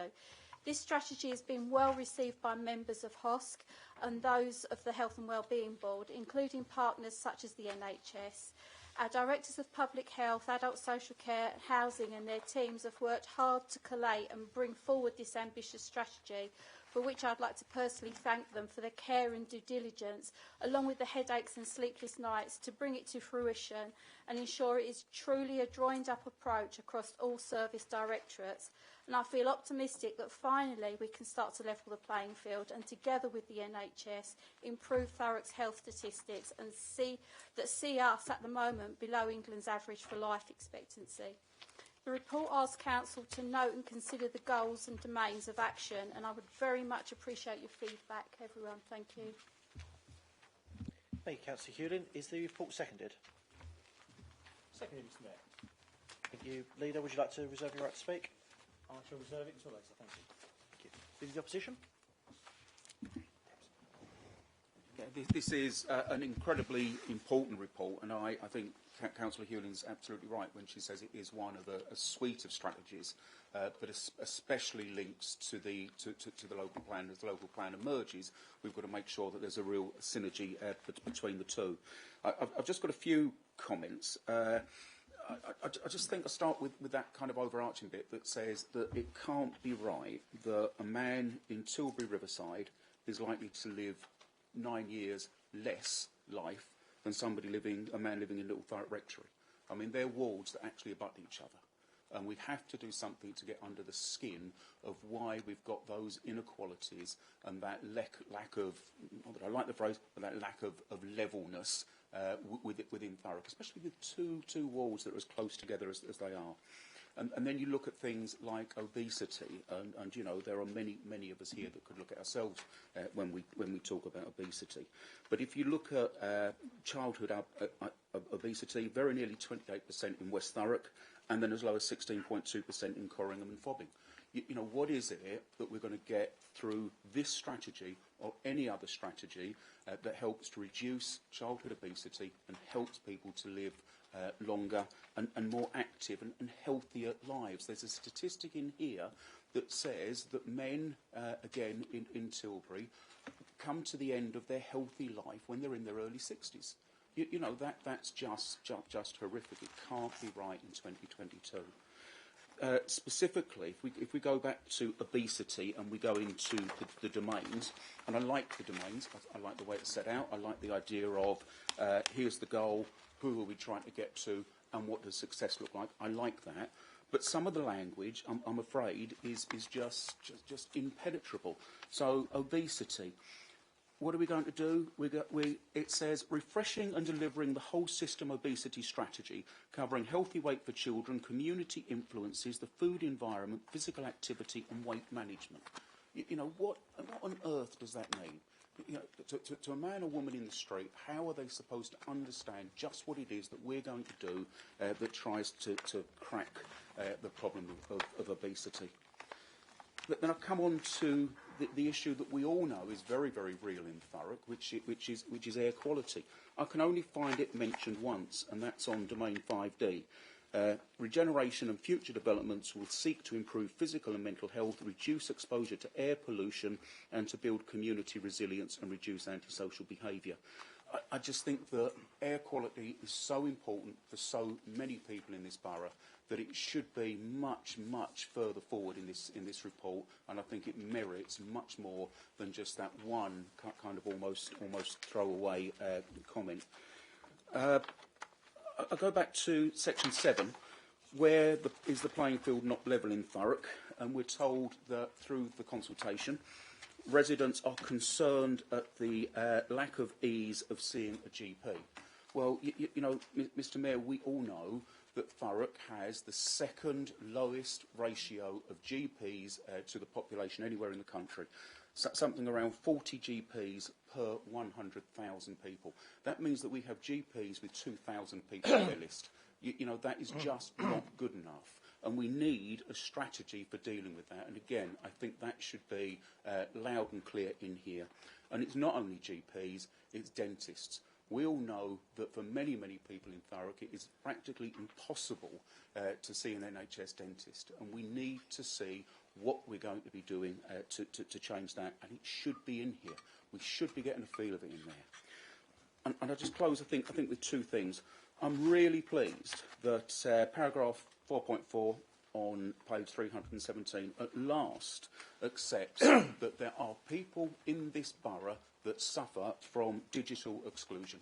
People that aren't on the internet, people that aren't IT savvy, that are excluded from too much because they can't use that. And very finally, this is the strategy for 22 to 26. We sign it off here at Council, but what we never get is the end result. The end result is monitored through scrutiny, it's monitored through the Health and Wellbeing Board, I understand that. But I would like in 2026, when we agree the next, that we get the final report on this so that we can see just how successful we were, and hopefully we can have a conversation that says, we remember back in 2022, haven't we done well? Thank you, Councillor Kent. Now we've got 4 speakers and we've got about 6 minutes, and obviously I want to give Councillor Hewlin the opportunity to sum up, so if people could be pithy. So Councillor Redsill. Thank you, Mr Mayor. I won't because Councillor Kent has just said something of mine. Thank you, Councillor Hewlin, for the report. I just wanted to thank Healthwatch. I think Healthwatch goes unnoticed sometimes with the good work that they do in the borough. I feel like a record, actually, when we keep talking about we're not reaching people that we should do. There are a lot of older people out there who don't use phones, computers, and we're not getting to them, and they are actually being left out. And the other thing is we need, with all the housing that's coming to Thurrock, we do need more open spaces and greenery, and that is the only thing that's going to make people better wherever they live. If they're just seeing buildings coming out of their home, they need somewhere to go, walk, to sit, to speak to people. So I think, I won't keep on because you've only got a short while. Thanks, Mr Mayor. Thank you, Councillor Redsill. Leader of the Council, did you want to come in? Thank you, Mr Mayor. It was just really, if there was no one else to speak, was to add my seconding to the... Councillor Ralph. Thank you, Mr Mayor. Dynamic, forward-thinking. This is what this strategy is. I was disappointed that I was actually off with COVID when it comes to a HOSC. The work we've done in the pre-brief, I was so impressed with this. I thank all the officers and everybody that's had an input into this. The holistic approach, where will you see it, Councillor Kent? You'll see it when somebody is identified in need of other health options when they're being visited for maybe damp in the house. This is a forward-thinking objective that we have. This strategy is brilliant. And thank you for the portfolio holder for the work that she's done on this so far. Thank you. Thank you, Councillor Ralph. Councillor Apothecary. Thank you, Mr Mayor, and thank you, Councillor Hewlin, for your report. I think there's a lot to recommend this. Recommend the strategy. There's obviously a huge amount of work. We have come to expect sort of work of this quality and this standard to come from the public health team over many years. I do have to echo, though, and expand upon Councillor Kent's point about air quality, which is that it is absolutely fundamental to this borough and to the health and the well-being of the people who live here that we get a grip and take responsibility and show some leadership on air quality. And I would like to point out that I did make this point at Cleaner, Greener and Safer when it was presented to the committee there in October. So I did make this point. It hasn't been acted upon. We've still just got this throwaway line about, oh, well, the local plan will deal with that. Firstly, we don't know where the local plan is at the moment. Secondly, it's not just about new developments, it's about existing developments. Yeah. And this is too big. It's too big to not be in a strategy like this. It should be front and centre. And I'm hoping that at some point that is going to be addressed and that we can actually do something with this strategy to make sure that air quality and tackling air quality and the council taking proper responsibility for it is actually going to happen, and we can see it in this document. Thank you. Councillors Kerrin, Johnson and Jeffries have got 3 minutes to share. So. Thank you, Mr Mayor. Thank you for your report, Councillor. And I'll be quick because of the others. On Domain 5, it talks about green spaces, and it's obviously something that I'm really passionate about. And it talks about local plan policies and health impact assessments in relation to green spaces. And I want to know how this document will practically protect the green spaces we've got, because we've had, in recent times, resident campaigns to stop building on Parker Road, Elm Park in Grays Thurrock. We had the Green Spaces campaign in Ockenden. So how will this document actually help to protect the green spaces we already have? Thank you, Councillor Kerrin. Councillor Johnson. Thank you, Mr Mayor. Thanks for the report, Councillor. I'll be very quick, because really it's just a thank you, because this is a really dynamic report, as Councillor Ralph said. It's important through its relevance in today's world. And I'd just like to say thank you for including part of the children's safeguarding strategy, namely Think Family, which is where allows us to get an early start and, you know, looking at children before anything does happen to them, which will allow us to not only help their mental health, but also with their physical health too. So I thank the portfolio holder for including that in this strategy. Councillor Jeffries. Thank you, Mr Mayor. I'd just like to pick up on something that both Councillor Kent and Councillor Pothecary mentioned, and also, in fairness, a question that was refused by the Monitoring Officer, Councillor Shinnett, which personally I think should have gone ahead, and that's to do with air quality. I think, yes, there's a lot to do, but also I'd just like to point out 3 things that we have done that I think we should actually celebrate, encourage and promote. The first one was an active campaign to encourage people to leave their cars behind, in particular when taking children to school. I think every person in this room has got a school where there's an issue of parking, and we really need to encourage parents to walk their children to school. The other one, through schools as well, the idling policy, to encourage people to switch their engine off if they do actually pull up to the shop or to the school or wherever it is. And finally, tree planting. We all know planting a tree helps the air quality. I'm pleased to say that, you know, we've planted nearly 4,000 trees in this planting season, including those for the Queen's Jubilee, and that will go some way to improving the air quality in Thurrock. Councillor Bladehill. Thank you, Mr Mayor, and actually Councillor Jeffries took some of the wind out of my sails on that one. Again, it's a nice meeting that I can again agree with the Leader of the Opposition on some aspects of it. I found it very, very strange that for a border that touches pretty much at the end of my road, there is a massive difference in how long someone will live. And that's been the case in Thurrock since I've been a councillor and before. And no one can say it's air quality, because do you know what? We get the same air in Little Thurrock Rectory and in Groves.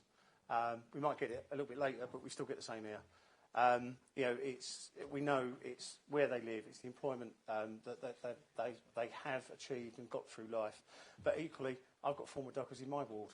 I've got former bricklayers and every trade you can think of in my ward. So is it that? I don't know, but we do need an answer to that. There is more, as Councillor Hewley, I'm sure, will re-mention, that it's not just what's in the report, there are things that drill down. But again, as Councillor Kent says, we've got a portion of our community still that are digitally disabled, which is, in this day and age, I find very strange, especially seeing, you know, if you look out the fantastic windows facing that way, you can see London. That's how close we are. We shouldn't have residents that can't access the internet because it's too slow, and equally, we shouldn't be in a position where people are scared of the internet and can't use it. But where they can't, we need to make sure that they can access these documents as well, and it not be in a wheelbarrow and pulling their back out. I also agree with the dentists and GPs. We know that the NHS play the biggest role in that to bring them forward. Obviously pleased to see the new IMCs with 12 new GPs. It's a start. But again, as was said, as the chair of my former chair of the patients participation group in my surgery. Shocking to see how many people each GP is responsible for. And yeah, seriously, I'm quite happy that our surgery's gone back to face-to-face visits, but they are managing to cope because of those that don't want to come in, and they can manage their time a little bit better. But it's not about managing time, it's about getting more doctors, more GPs, more dentists and more services into the communities where they're needed. I also agree with some of the wording. It's a little bit officer speak at times, but you know, sometimes there is no other ways of putting it. Unfortunately, because of the amount of meetings that I attend, I can't remember which one it was, but somebody on there said that we all know what we need to do with health and well-being. We just need to nudge ourselves. We know that we should do the 10,000 steps a day. We should eat better. And I'm going to be the first to admit that don't apply to me most days, unfortunately. And when I did, surprisingly enough, the weight disappeared. So we all know what we need to do. We need to nudge people into that, not force them, not block them and say, this is the only thing you must do. It's about taking self-responsibility, which is in here. But also everyone needs to play their part. You don't need to be a member of a group or part of the community or whatever, a community activist. Even if you don't want to take part in those things, there are things you can do for yourself and things you can do for your neighbours that will help make the whole place, Thurrock, a better place. And certainly, where it comes to green spaces, we have mentioned, it's not so much about the number of green spaces, it's also making sure the green spaces are of much better quality and can be used, certainly as we go forward in the year of play of the local plan, and linked, which we've done through a cellar and the Sea Park process. I was down at Davy Down with the police to try and make that more accessible solely to residents which should walk and ride their bikes rather than those that want to use it as a scramble track. There's some brilliant ideas that come out from that will make it more accessible to more people, but not as accessible to those that are there to ruin it. So I do back the report, Mr Mayor, and we'll be approving it moving forward. Thank you, Leader. Councillor Hewlin, would you like to sum up, please? Thank you, Mr Mayor. Councillor Kent, you sat last year with me on the Health and Wellbeing Board.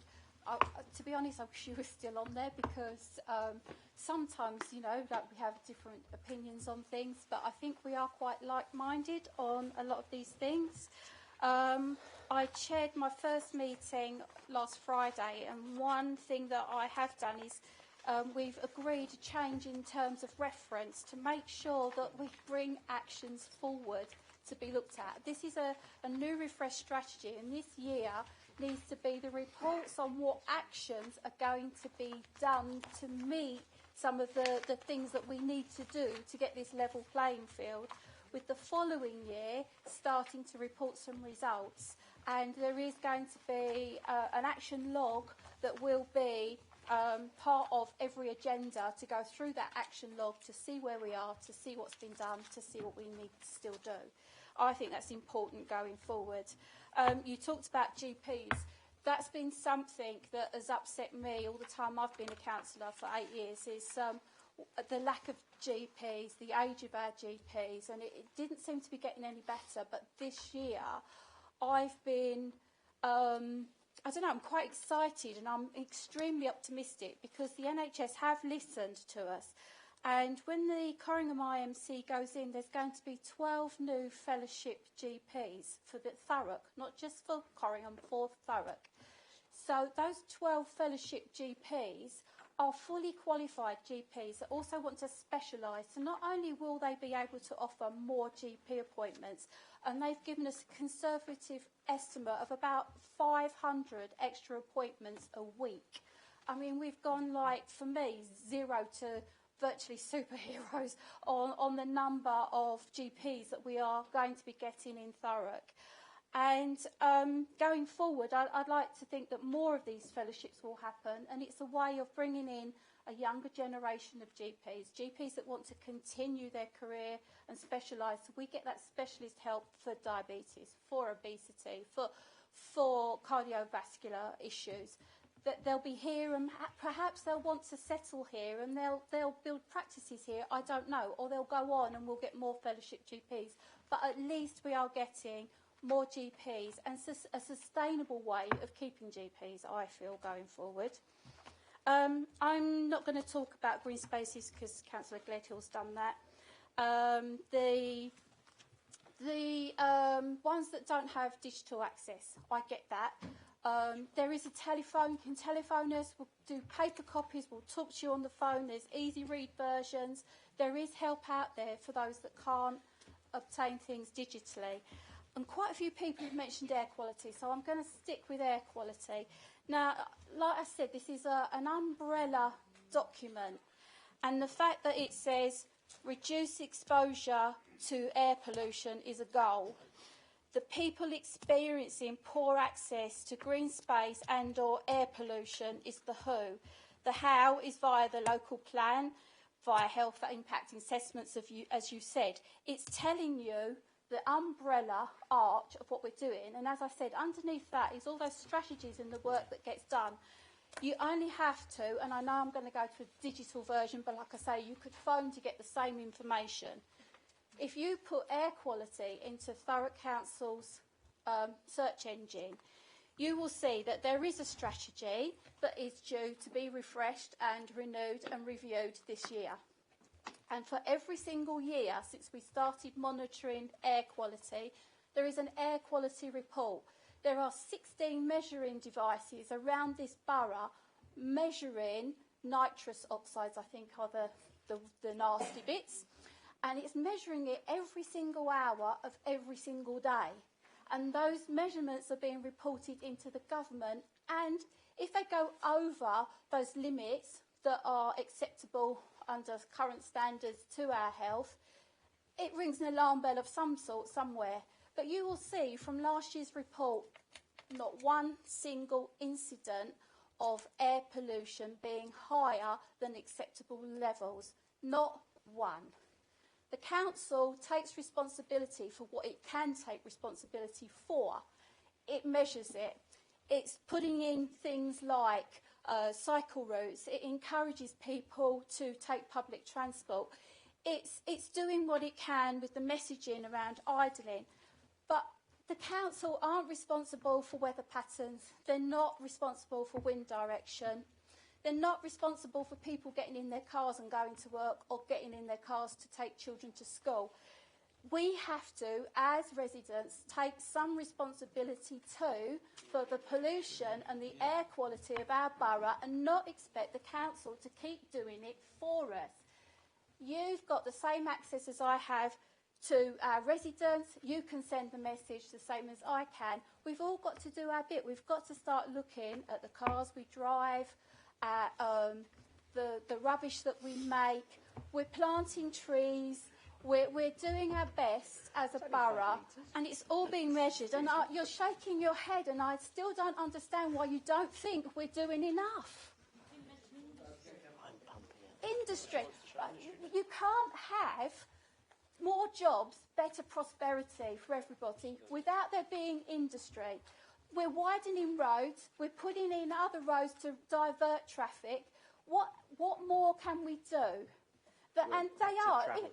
If those industries were pumping out pollution that was damaging our health, it would be being picked up on the measurements that we're out there measuring.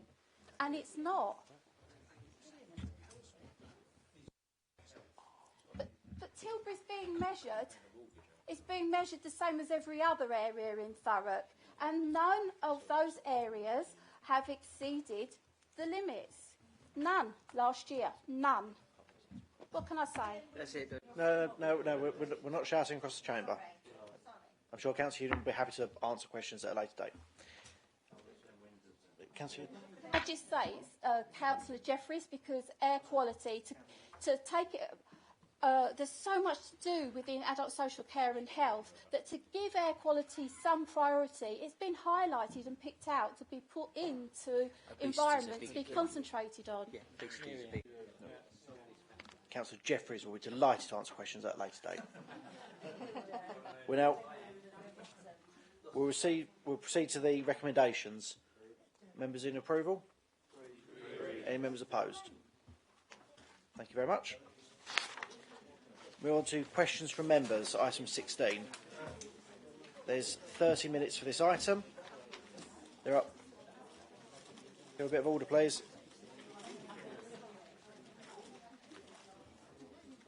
There's 30 minutes for this item. There are no questions to the Leader and 13 to Cabinet members. Questions not dealt with at this meeting will receive a written answer. Question 1. Councillor Redsill, would you put your question to the Cabinet Member for Housing, please? Thank you, Mr Mayor. Would the Portfolio for Housing advise what further steps have been taken since the residents' consultation on the future of Blackshot's high-rise flats? Councillor Spillman, would you respond to Councillor Redsill, please? We've had a lot of work behind the scenes. The reports are at a very late stage. They would have gone, because they were on the old sites list, they would have gone, just ran through. But I thought myself that considering, I mean, I've been at meetings with Ockenden, 2 sites. I attended a meeting with Chadwell councillors about 2 sites. I unfortunately can't attend the meeting about some sites in Bellis tomorrow, and that's all part of the new approach to house building and to consultation that I worked with Councillor Worrell on, because we were both unhappy about the waste of time and the lack of proper scrutiny that was going into these sites. So the board councillors had some concerns over the exact footprint that had been proposed, and so it just felt, considering this is such a big scheme, it felt ridiculous not to have the same consultation for ward members in Blackshots that other councillors were going to be afforded at smaller schemes. So you as you're aware, I know that this was a question you put in a while ago, so you've had a bit more insight since then. But there will be a ward consultation with myself and the chair of housing, just like the other schemes. But no, the scheme is in very, it's progressed considerably. Ward members have some concerns, and they will be consulted upon, because as myself and the chair of housing at the time agreed, we were getting schemes that weren't viable being put out into the public domain. It was just causing alarm and wasting everyone's time more than anything. But also, ward councillors who weren't on that committee sometimes weren't finding out about the whole scheme until it was too late for them to actually put any input in. And so, I mean, that just can't happen anymore. So I'm sure that the ward councillors will add to the project, and we'll get a paper very, very, very soon. We can't mess this up. This is such a big project, and when plans, when I was a lowly caseworker at the time, but when plans were, hit the rails with the Grays tower blocks back in, I think, 2015, it took so long for us, took so long for us to come back with plans for tower blocks. I can't mess this up. We have to do this, we have to make it a success, and then we can move on to the next set of tower blocks, because this administration, I think everyone in this room realises that those tower blocks need to be replaced.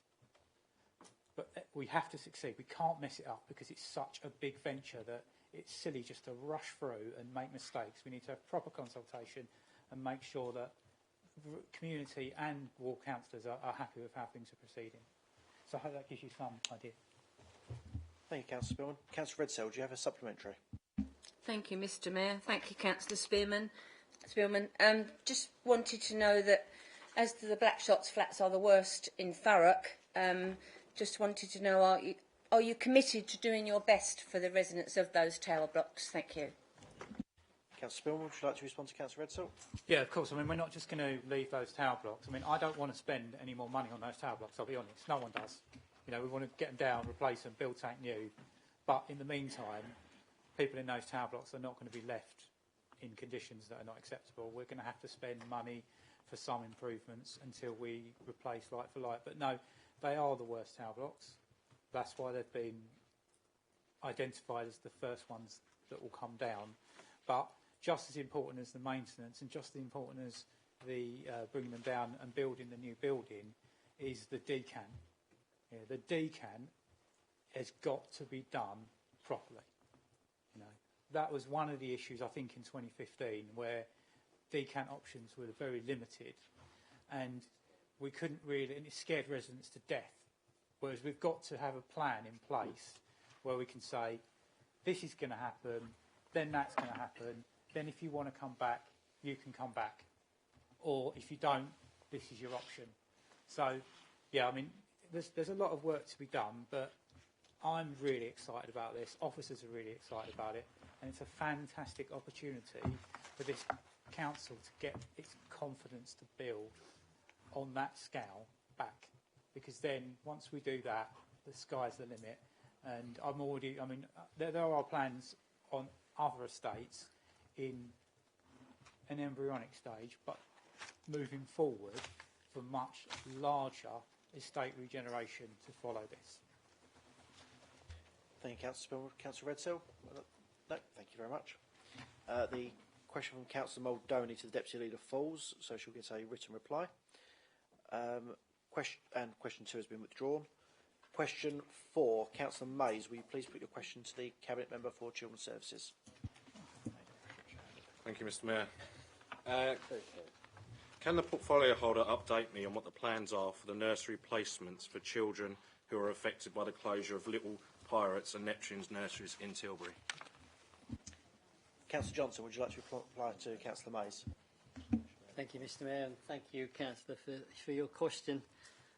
Let me start by saying I'm really pleased to state that since the decision to close the nurseries was taken, to date we have not experienced any parents having difficulty finding an alternative nursery provider for their child. Just a bit of background, I'd like to assure everyone in this chamber that every effort was made to find an alternative provider for these nurseries. Sadly, our staff remuneration packages, including pension costs, were simply too high for any provider to run a sustainable business. And whilst the closure was a regrettable decision, it was the correct decision for the council to take, as the model was simply untenable. And it's certainly not the fairest way to spend taxpayers' money by propping up a council-run nursery when other private nurseries needed to pay their own way. The end-of-year roll on the nurseries saw 160 children across both nurseries. 62 of those 4-year-olds will, of course, be leaving the nursery and entering school life in September. We've collated a list of vacant nursery places in private day nurseries, school nurseries, preschools and local childminders, and are sharing these with parents so that they can decide where they would like their child to attend. Parents are also able to identify alternative providers through the Family Information Services website and the local offer. But just to put some more context on the numbers, as I said, there was 160 across both nurseries. 62 of those will be leaving naturally. Currently, the local schools have over 90 places available, and local preschools and day nurseries who have shared their vacancies with the staff at the nurseries, some haven't, they could take up the balance quite easily. And I can also confirm or inform you that Little Pirates and Neptune nursery staff are on site, and they are currently still supporting parents in finding alternative nursery places for September if they so wish. But to end, Councillor, and I hope this gives you all satisfaction, this is a statutory duty to ensure each child is offered a nursery place, so each child will be. Thank you. Thank you, Councillor Johnson. Councillor Mays, would you like to pose a supplementary? Thank you, Mr. Mayor, and thank you, Councillor Johnson, for your answer. I've been approached by many residents about the fear of not having a placement for their child because they rely on it for work, and it's very important for their life, and more importantly for that child as well, because it is it's their world at that time. So thank you for all that information. That is very, very helpful. And I do understand the council's statutory responsibility. Can I just go that one step further and just push you a little bit on the 2 to 3 year olds, please? Have they got placements you're aware of? Thank you. Councillor Johnson, would you like to reply to Councillor Mays? Certainly, Mr. Mayor. Thank you very much, Councillor. Yes, the 2 to 3 year olds were the biggest worry we had when the decision was taken, because those, put it frankly, they're the places that people don't make enough money out of, to be perfectly honest. So it is a case of cajoling and making sure other providers do look at this properly. And as I said, we haven't experienced anyone at the moment having a problem in finding alternative nursery providers. So at this present moment in time, we are looking at 2 to 3 year olds seemingly as though they are now falling into place, and the rest of them can take them onto their roles. But obviously, we will monitor it closely. And I reiterate, it is a statutory duty, so we will have to make sure they will get placed. Thank you, Councillor Johnson. Councillor Mays, do you have another supplementary? Yes, please. Thank you, Mr Mayor. And thank you, Councillor Johnson, for that. I understand that there are staff on site to help the families, which I think is great, and I think that support will be really needed for those families. Can I just go a step further and ask if they are going to parents and asking them if they need help and offering their support rather than expecting the parents to come to them, please? Thank you. Thank you, Councillor Mays. Councillor Johnson, would you like to reply? Thank you, Mr Mayor. Thank you, Councillor. I would like to hope that they are approaching those parents whenever they come into the nursery each morning. But as you know, we can't force ourselves onto anyone. So there's probably 6 of one and half a dozen of the other. They will be waiting for people to ask to them. But as I said, we will go to them and ask them if they need help, because it is that statutory duty to do so. So what we don't want is that come September to suddenly find out that there are 20, 30, 5, 1, I don't know how many that haven't got a place. So I will go back to the director and make that suggestion that if they're not doing that, that they do make sure they approach the parents rather than waiting to be approached. Thank you, Councillor. Thank you, Councillor Johnson. Question 5, Councillor Apothecary. Would I put your question to the Cabinet Member for Children's Services? Thank you, Mr Mayor. Councillor Johnson, what is the portfolio holder doing to ensure there are sufficient numbers of childcare places in Grays Riverside?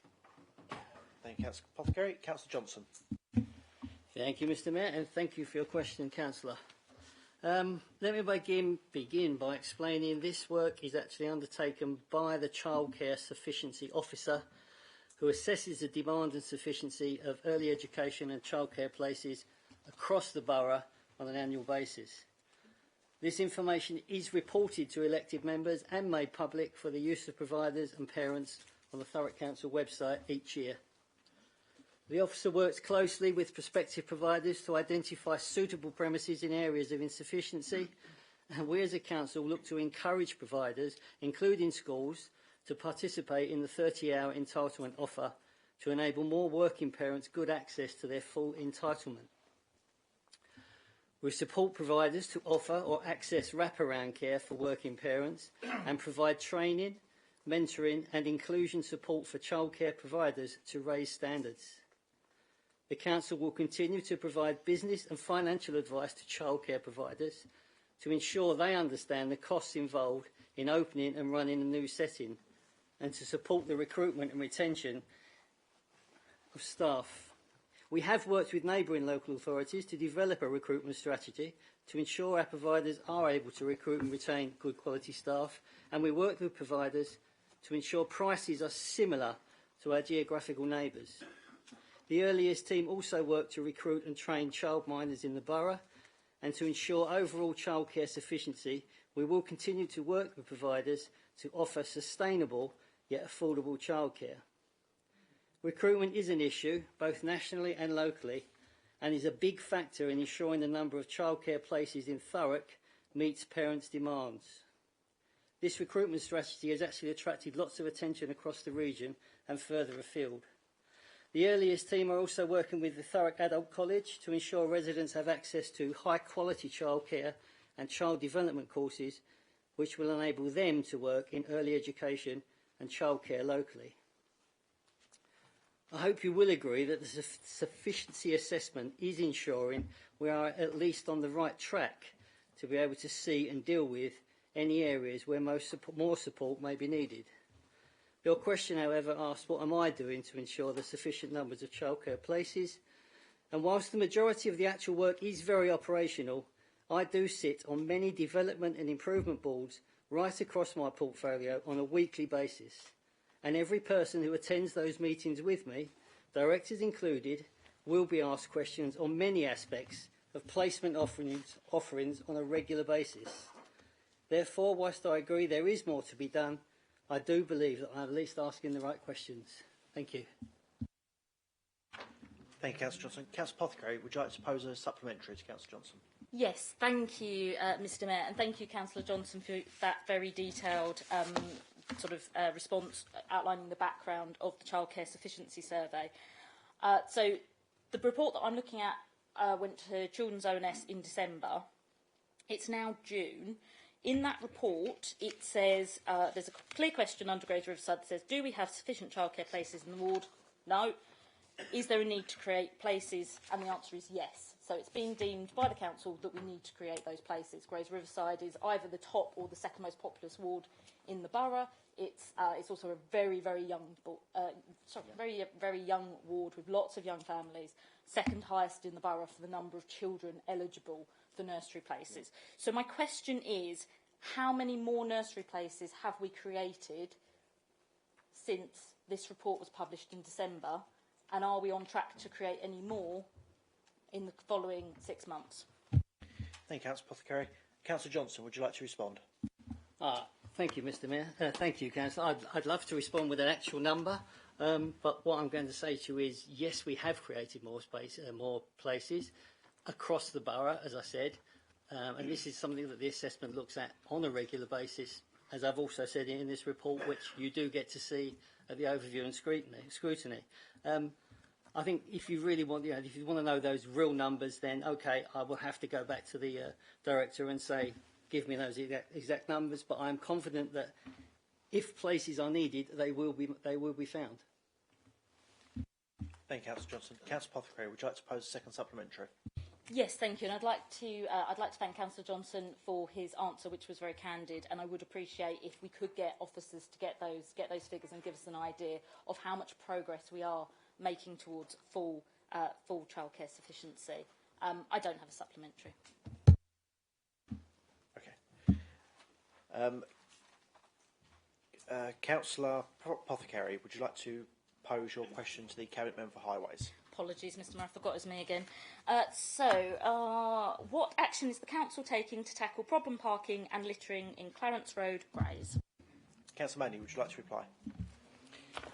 Thank you, Mr Mayor. Thank you, Councillor Apothecary, for your question. Mr Mayor, I'm aware that concerns have been raised regarding particular parking violations in Clarence Road, close to the Grays Food Centre store and at the junction with Grange Road. A particular resident of the area has also complained frequently about the accumulation of litter in Clarence Road, which he attributes to the presence of the store. Mr Mayor, taking the issue of litter first, Councillor Apothecary will know that street cleaning and environmental enforcement do not form part of my brief, so I'm somewhat limited in my reply. However, I am advised that Clarence Road is subject to a regular street cleaning schedule, and our environmental enforcement officers make frequent visits to the area. Indeed, Mr Mayor, the store itself is subject to a statutory notice pursuant to Section 47 of the Environmental Protection Act 1990. The notice is still in place and requires the business to comply with specific provisions in respect of the presentation and storage of waste. As stated, officers monitor this closely, and to date there have been no identified compliance failure. But in the event that the notice or any other environmental regulations are found to be contravened, an appropriate action will of course be taken, and the same applies to any individuals found to be littering in Clarence Road. Turning to the issue of parking, Mr Mayor, in particular violations of the waiting restrictions in Clarence Road, it is again the case that our civil enforcement officers undertake regular patrols. I hope it pleases Councillor Apothecary to know, Mr Mayor, that between June this year and last year, the Council CEOs have carried out no fewer than 5,765 visits to Clarence Road and issued 1,354 penalty charge notices. This averages a little over 15 patrols per day. Mr Mayor, we are nothing if not reactive in highways and transport and have thus completed a review of the waiting restrictions in Clarence Road. Previously, vehicles were permitted to park in the restricted area near the store for up to 20 minutes for the purposes of loading and unloading.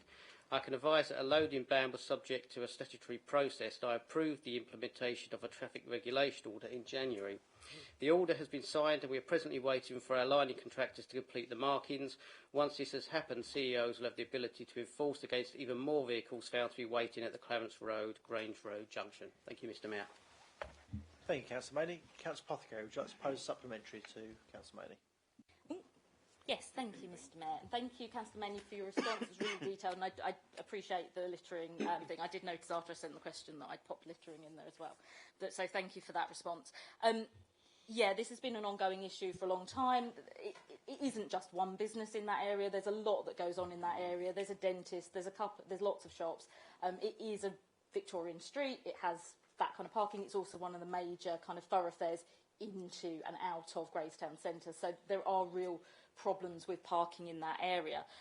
You mentioned the no waiting ban, which I think residents will really welcome. What we have found with one of the stores along Clarence Road is that although it is ostensibly a convenience store, it actually also operates on a bit of a wholesale basis as well, which is obviously quite different in terms of how parking, people will walk to a convenience store most likely, whereas with a wholesale store, people will actually have to take a vehicle and load. So I really appreciate that. Would you have any, would you be able to, residents have been waiting a long time for this, would you be able to give me any indication of a deadline or a time when we can expect for that lining to be done?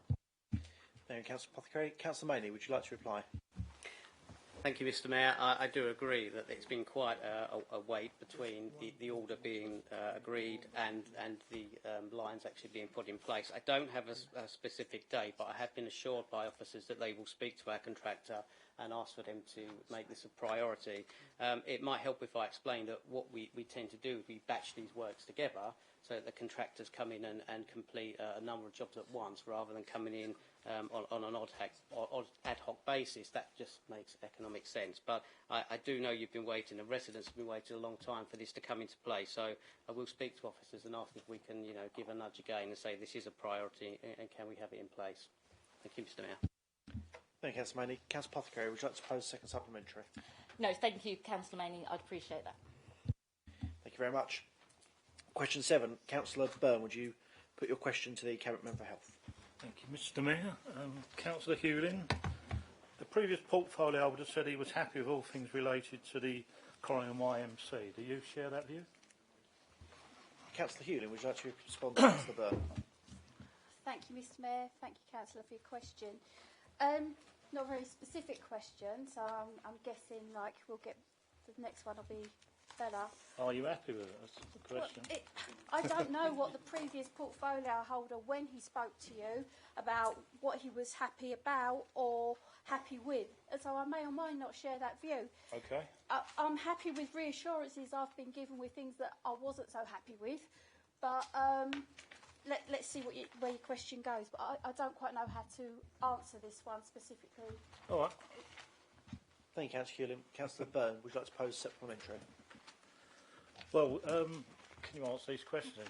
The 10 GPs are not actually GPs, are they? Have they got any experience in actually going into a practice? And are you not disappointed? We all thought that there was going to be an actual GP practice in these IMCs, but we now know there's just going to be an empty space and you cannot sign on as a doctor there. It is 10 people that are barely qualified. Yeah. GPs. Councillor Hewlin, would you like to respond? Thank you. It's not 10, it's 12. 12. Yeah. It's 12 fellowship GPs. That means they are fully 100% qualified GPs. Fully qualified. Have they worked in a surgery before? I don't know because... Haven't. Okay, they haven't.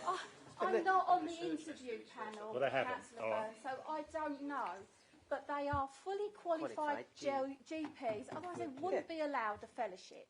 The fellowship means that they will be assigned to practices and they will spend half their time doing GP appointments for residents in Thurrock with a minimum of 500 new appointments a week. The rest of it, they are training to be consultants because they want to be specialists in particular subjects. So we gain that they can be doing GP staff around those subjects that they're specialising in. So if you come to Corringham IMC with diabetes, you will see a qualified doctor that can help you with your ailments as well as your diabetes, and he is going to specialise and train to be better in diabetes. It's that kind of thing. What we were going to be getting was the 2 GPs from down the road moving into the new premises. We weren't gaining any GPs. 12 new ones. Now, what we're getting is those 2 GPs in a refurbished, new environment, better for everybody, plus 12 new, fully qualified GPs. 50 years ago, we were all had a different attitude. We wanted jobs for life, and you had a GP, and the GP practice went to his son, and then it went to his grandson, and blah de blah. Things have moved on. Life has changed. GPs want to have a career. They want a progression. They want to progress into specialised areas. We keep losing GPs, and we live off of locum GPs because we can't offer that, and now we can, with 12 new qualified GPs giving 500 appointments a week. And you will already be registered to a practice, you phone that practice, and like they do with other areas now, if you can't get an appointment within that practice, there will be 500 appointments a week, new appointments that you can tap into. Not 1948. Thank you, Councillor Hewlin. Councillor Byrne, would you like to pose a second supplementary? So, there is, apart from the staff there, we've got hot desks and we've got up to 90 cars going there, but I'm told that none of the staff are allowed to park in the car park. There's no car parking for staff, and they will have to use the town centre car park, which is Shoppers car park. So, is that going to affect footfall? And we've got all these lanyards. We go and park like two minutes away. These people have got to fight through double yellow lines, haven't they? Is it true that the staff are not allowed to park at the IMC? And Councillor Hewlin, would you like to reply? Thank you, Councillor. We were on the same briefing, Councillor Burns, when we took this up. And it's a conundrum. It is, I'll admit, it's a conundrum for the NHS. But they are working with us, and they are working with their staff actively to sort this issue out. There are parking spaces. We've highlighted that they need to be prioritised for patients.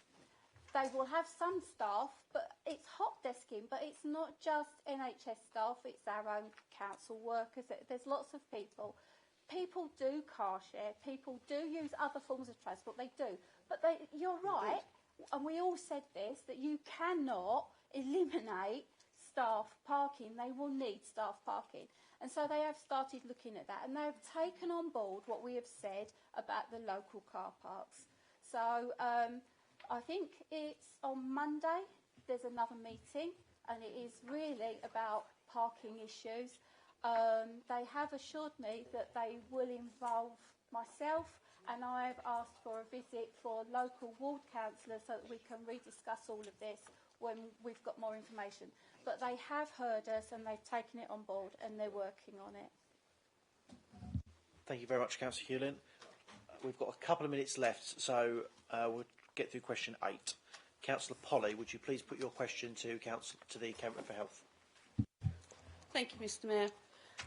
Would the portfolio holder please inform members what measures are being taken by the Council to ensure Thurrock residents are discharged from hospital in a timely and, as important, safe manner, given the immense pressure that Mid and South Essex Hospital Trust is experiencing? Thank you, Councillor Polly. Councillor Hewlin, would you like to reply? Yeah, thank you, Mr Mayor. Thank you, Councillor Polly, for your question. Unlike many other local authorities, Thurrock has retained a dedicated adult social care hospital team working on site at the hospital.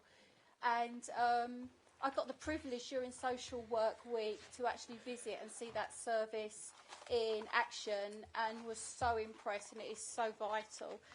The team work in close partnership with the clinical staff within the hospital and other council teams, such as our adult social care brokerage team that organises the social care packages from external providers, frontline social care staff, Collins House, the Caring for Thurrock team, which is our internal home and extra care service, and also housing colleagues together.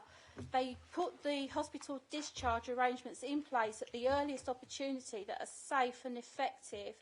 And we also work closely with community and voluntary sector services. I know sometimes the social workers in the office, that they will make sure that there's food in the fridge and those practical things, and go and do the bit of shopping and make sure the beds are clean and stuff for people, as well as the medical side. The services include commissioning by your side that provides practical support for residents, just as I was saying there, who are discharged from home, like making sure there's food in the fridge. So we're trying to get the community and the voluntary service to help with that, because it is something that people can volunteer for, and it's very worthwhile and it's very rewarding to be able to help like that. The Thurrock model is highly effective, and unlike other areas, has ensured extremely low numbers of delayed hospital discharges. So to put that into perspective, there have only been 17 delayed discharges in 3 months in Thurrock, compared to over 200 in 1 month in another local authority. So I'm really proud of the team that we have and the work they do with the NHS, because ultimately it's the NHS's responsibility. Thank you, Councillor Hewlin. Councillor Polly, would you like to pose a supplementary? Yes, please, Mr Mayor. Thank you very much for that answer, Councillor Hewlin.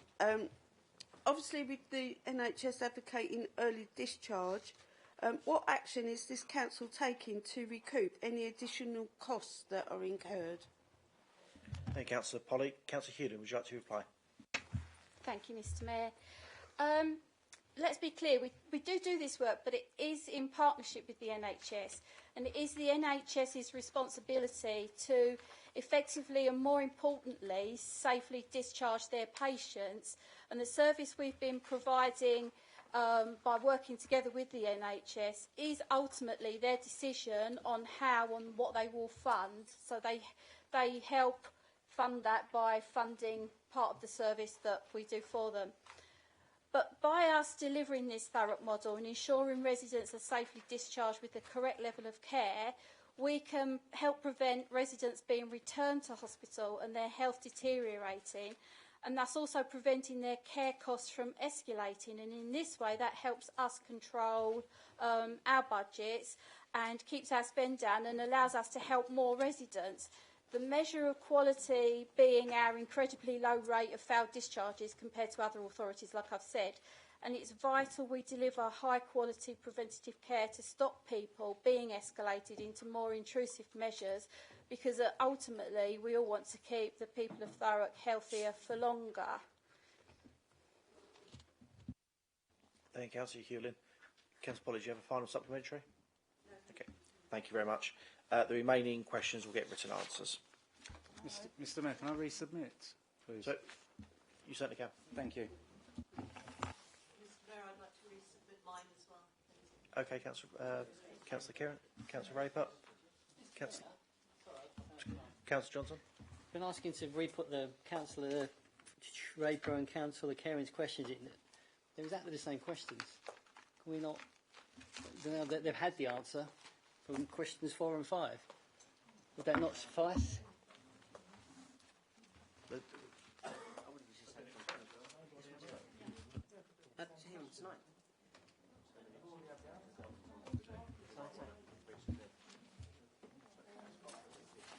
So, may I suggest we just extend for this item from 30 to another 10 minutes and hear them all?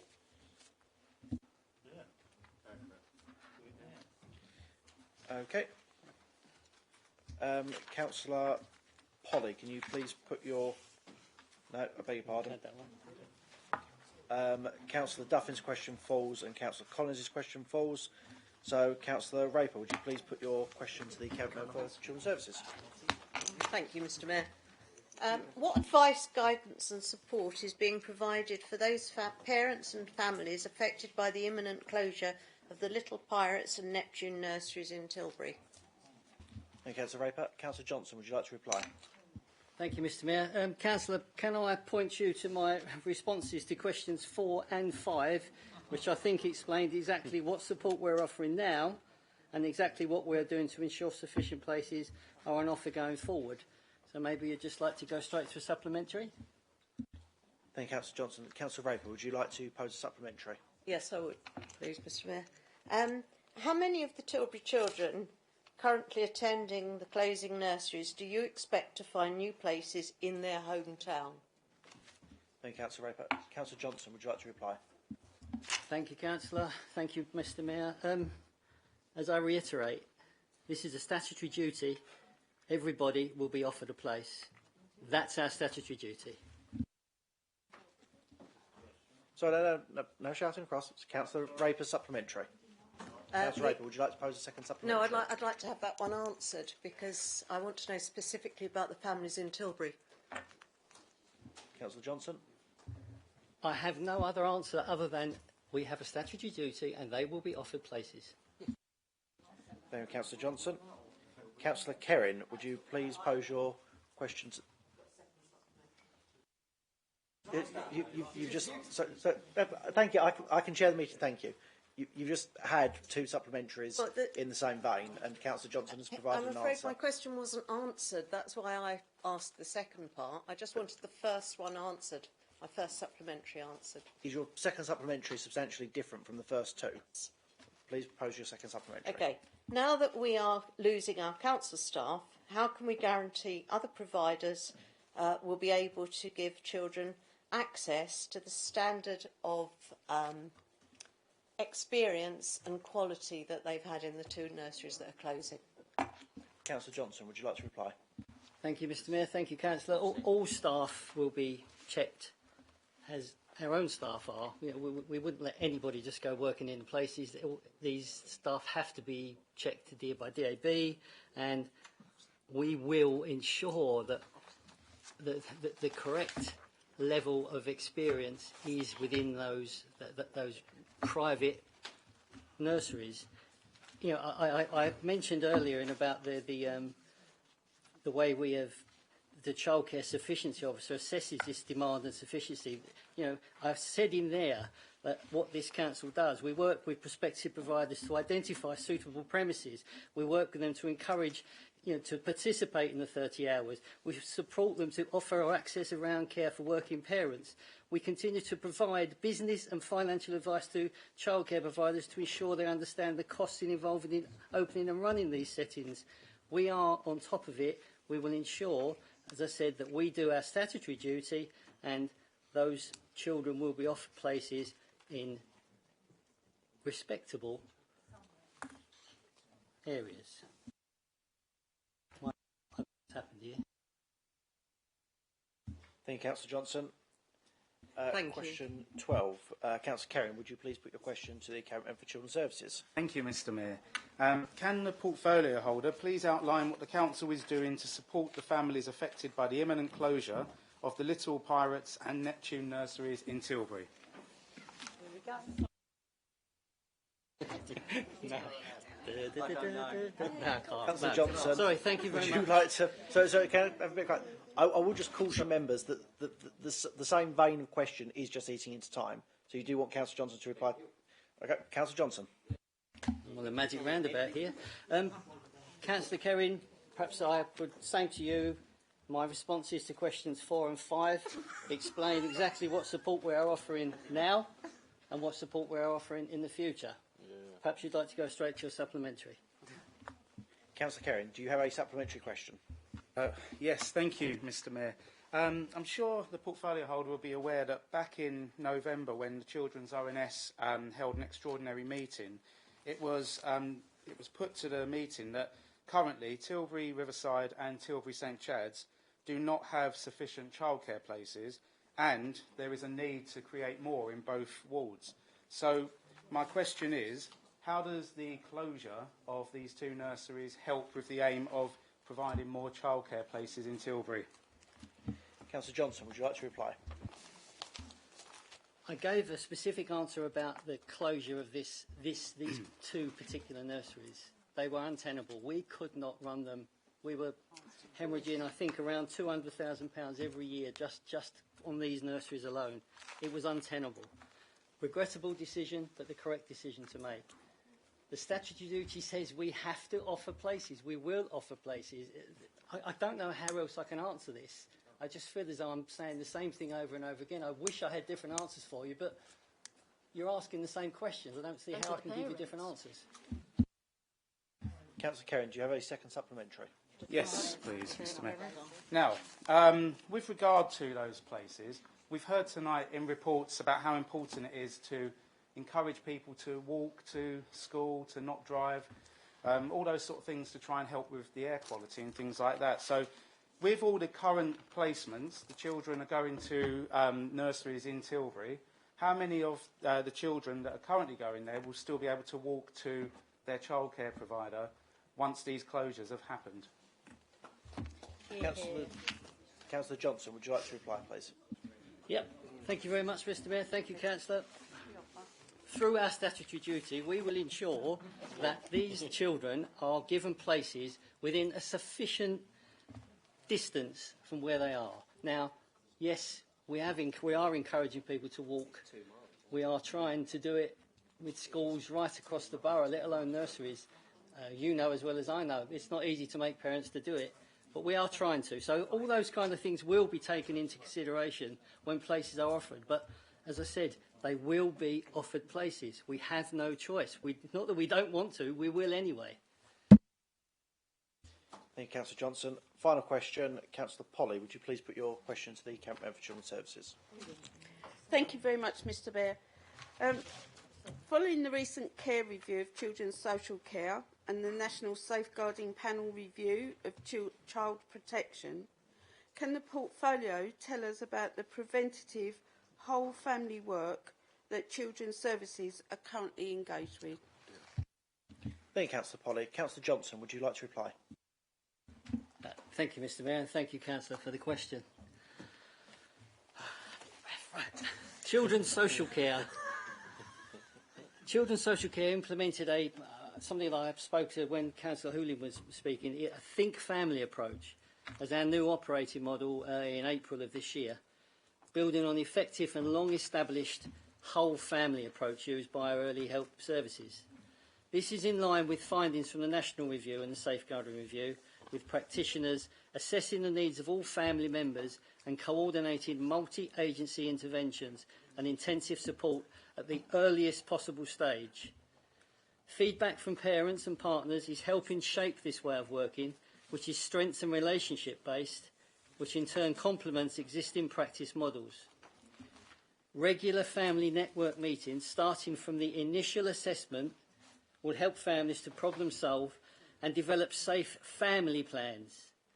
There is a continued focus on engaging with fathers or significant adult males, children on the edge of care, and families before they enter care proceedings, with the aim to increase the number of children who can remain living safely within their connected family networks and diverting from becoming looked after or entering court proceedings, which is obviously a last resort. In addition, in April 22, Thurrock was one of 75 local authorities eligible to join what's known as the Family Hub and Start for Life programme. This programme reflects our strong Think Family ambitions, and we are currently reviewing our early help offer alongside partners to determine how best to deliver the funded elements of the Family Hub programme. We are also mapping existing provision for young people and speaking with parents, young people and partners, including voluntary services, to ensure we are able to provide a comprehensive and relevant offer for them. Something I might add, which was found to be very helpful and interesting to other parties from a recent peer review.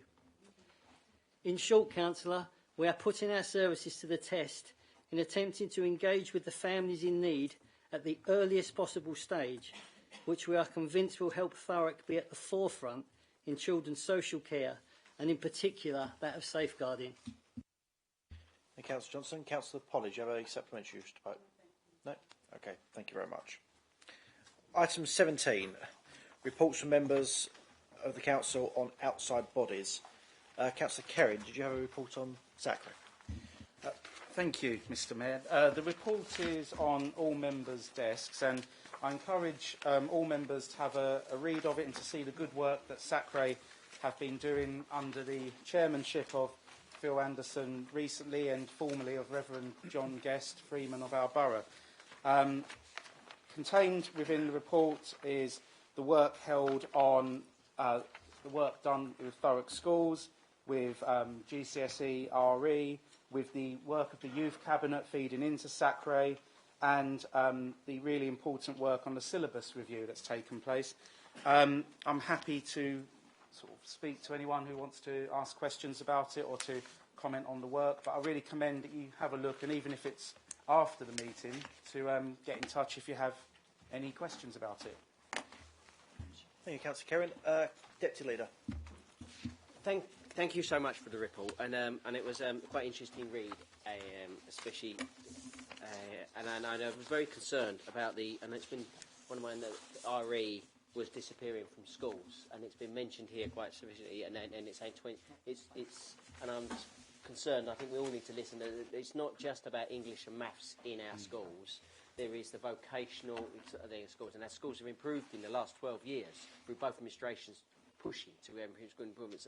And I think the RE thing here has highlighted it, and I learned there's 20% of some schools not falling into RE to actually GCSE, and I thank the committee for highlighting that here today, and I think we're hoping bringing it here and me asking the question, and then thank the team on there, that we can pursue this maybe more through our schools and make sure we can press that through and make sure RE is offered, at least if not taken, something listed on all the academics to be offered and go to a GCSE.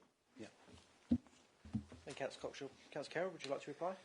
Yeah, thank you very much for that, Councillor Coxhill. And as well as the work on GCSE or RE, the committee had, over time, has been looking at RE provision all the way through from reception, all the way through primary, multi-faith assemblies, lots of... we have different sort of communities represented on the SACRE committee, so different members of different faith communities would go into school to look at assemblies and then report back to us on quality of it. So if we see that journey from reception all the way through of RE teaching, and then it's the encouragement of the uptake of RE at GCSE as well. So thanks for your interest in it. It's definitely be passed on to SACRE that we have sort of, a lot of interest in it from members here. Thank you very much, Councillor Kerrin. Councillor Coxhill, maiden speech. Thank you, Mr. Mayor, and thank you, Councillor Kerrin, for this. What you've just said, I completely agree with. Personal experience, I benefited from having RE teaching from primary school. It was one of the earliest lessons in reception, and I had it all the way up until I got to secondary school, and it completely dropped off the syllabus. And you could tell immediately what the effect that had. We had students that had no clue, I'm being brutally honest here, about other faith groups. And some of these are actually very, very grounding bits of knowledge that open your mind, experience you to new cultures and new peoples. And I think it's amazing that we're really pushing this. And I'll echo as Councillor Mark Coxhill, I've referred to him in this sense, and exactly what he's saying, it's past the past 12 years and what we've been doing. And it's brilliant news to see this, and I really look forward to seeing more work come from this. Thank you. For future reference, the Chair will accept Coxhill the older. Any further comments? Thank you very much. Item 18, minutes of committees. These are listed on the agenda contents. Any comments? Item 19, motion update report, found on page 349. Any comments? Councillor Redsill. Thank you, Mr. Mayor.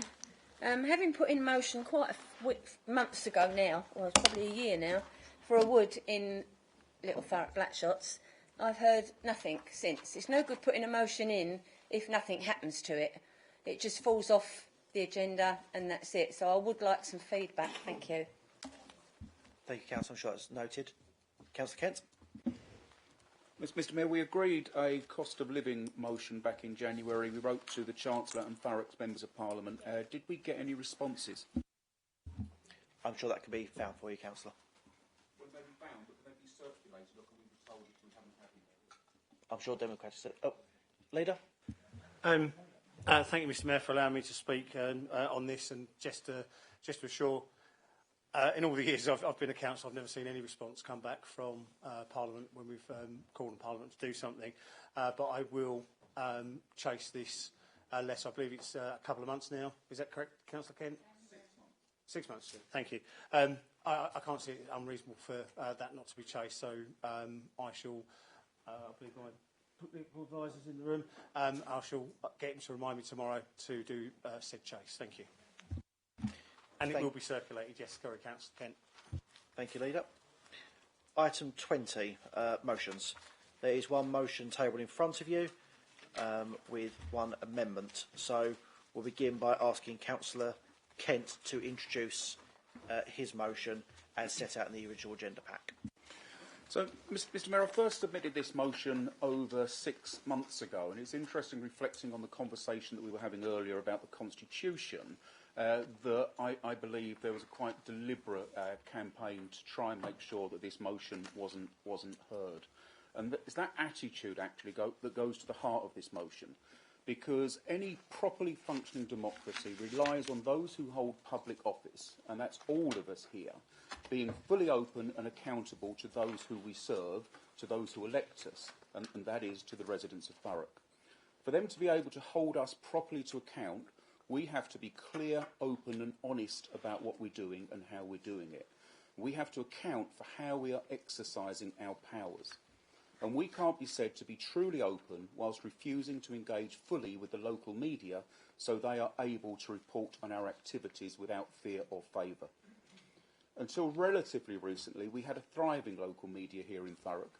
The Thurrock Gazette was based here in Grays and delivered a weekly newspaper across much of Thurrock with many local stories. The Thurrock Inquirer, then the Independent, offered a different approach with really active journalism and robust scrutiny. And online, we had Your Thurrock researching and posting a variety of stories and films. But sadly, that isn't the case anymore. The Thurrock Gazette is no longer even based in Grays. It's no longer delivered, and it contains fewer and fewer Thurrock stories.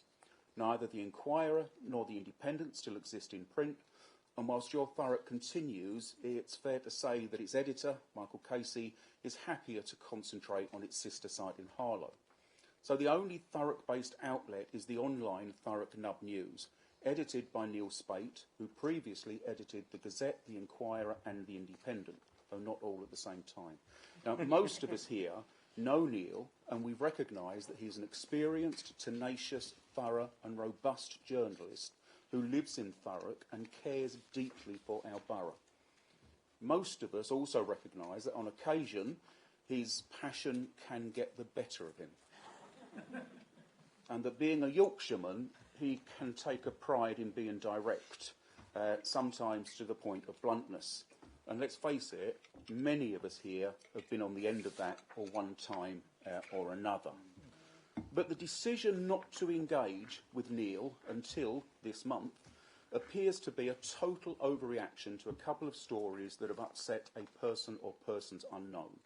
It looks to be a totally arbitrary ban, a ban imposed by an unknown person with no mention of the powers being used to implement the ban, with little justification and no opportunity for Mr Spate to even discuss it. We know this as the emails notifying Nub News of the Council's decision to effectively blacklist Mr Spate was circulated to all members back in January. And whilst those emails outlined the Council's complaints, they gave no opportunity for response and were signed by legal and democratic services. Mr Mayor, that is Kafkaesque, and frankly, it just isn't good enough. Earlier this evening, as I've said, we discussed the Council's constitution, and that constitution includes the 7 Nolan Principles of Standards in Public Life.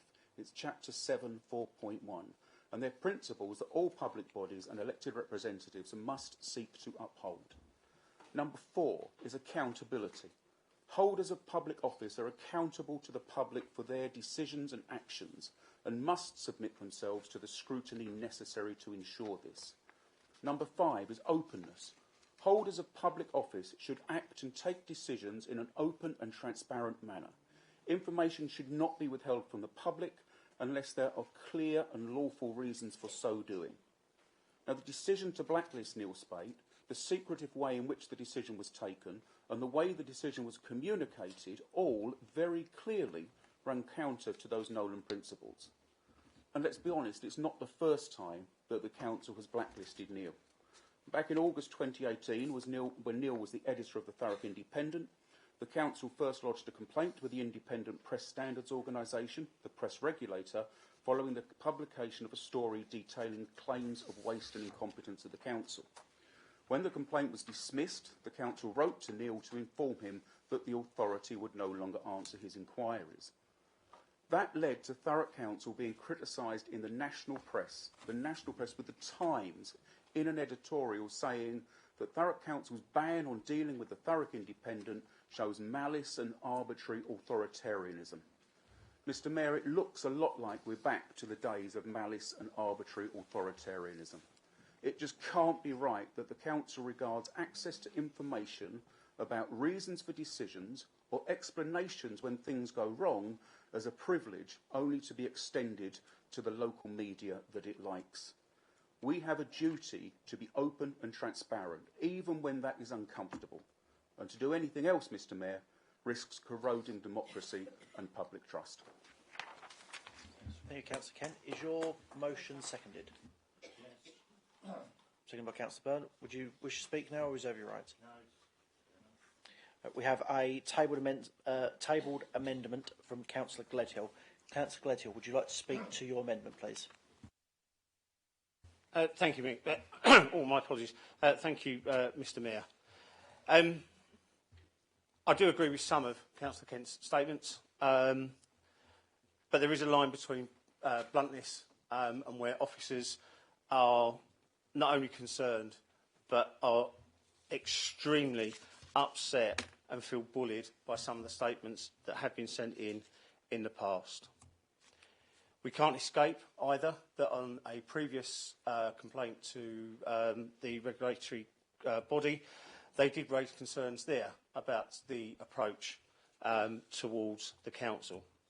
But I do agree wholeheartedly and fully that there needs to be the ability for anyone that has fallen outside of acceptable practice, that once they've written to and have the ability to either apologise, withdraw, or indeed change, that they can do so. Our decisions are not made in smoky back rooms. I can remember, and I'm sure you will remember, Mr. Mayor, decisions made in the past where whole rafts of members of the public had to be taken out and ushered back in and taken out to make decisions behind closed doors where there was no need for that to happen. Councillor Kent. My point of order relates to Rule 16.1N and its effect to waive Procedure Rule 11.1 to allow an extra 30 minutes for this meeting as this debate looks as though it's going to be quite interesting. That requires a chamber vote. Is all those in favour of extending standing orders?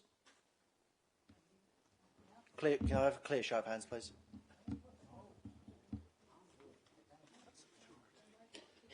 All of those opposed?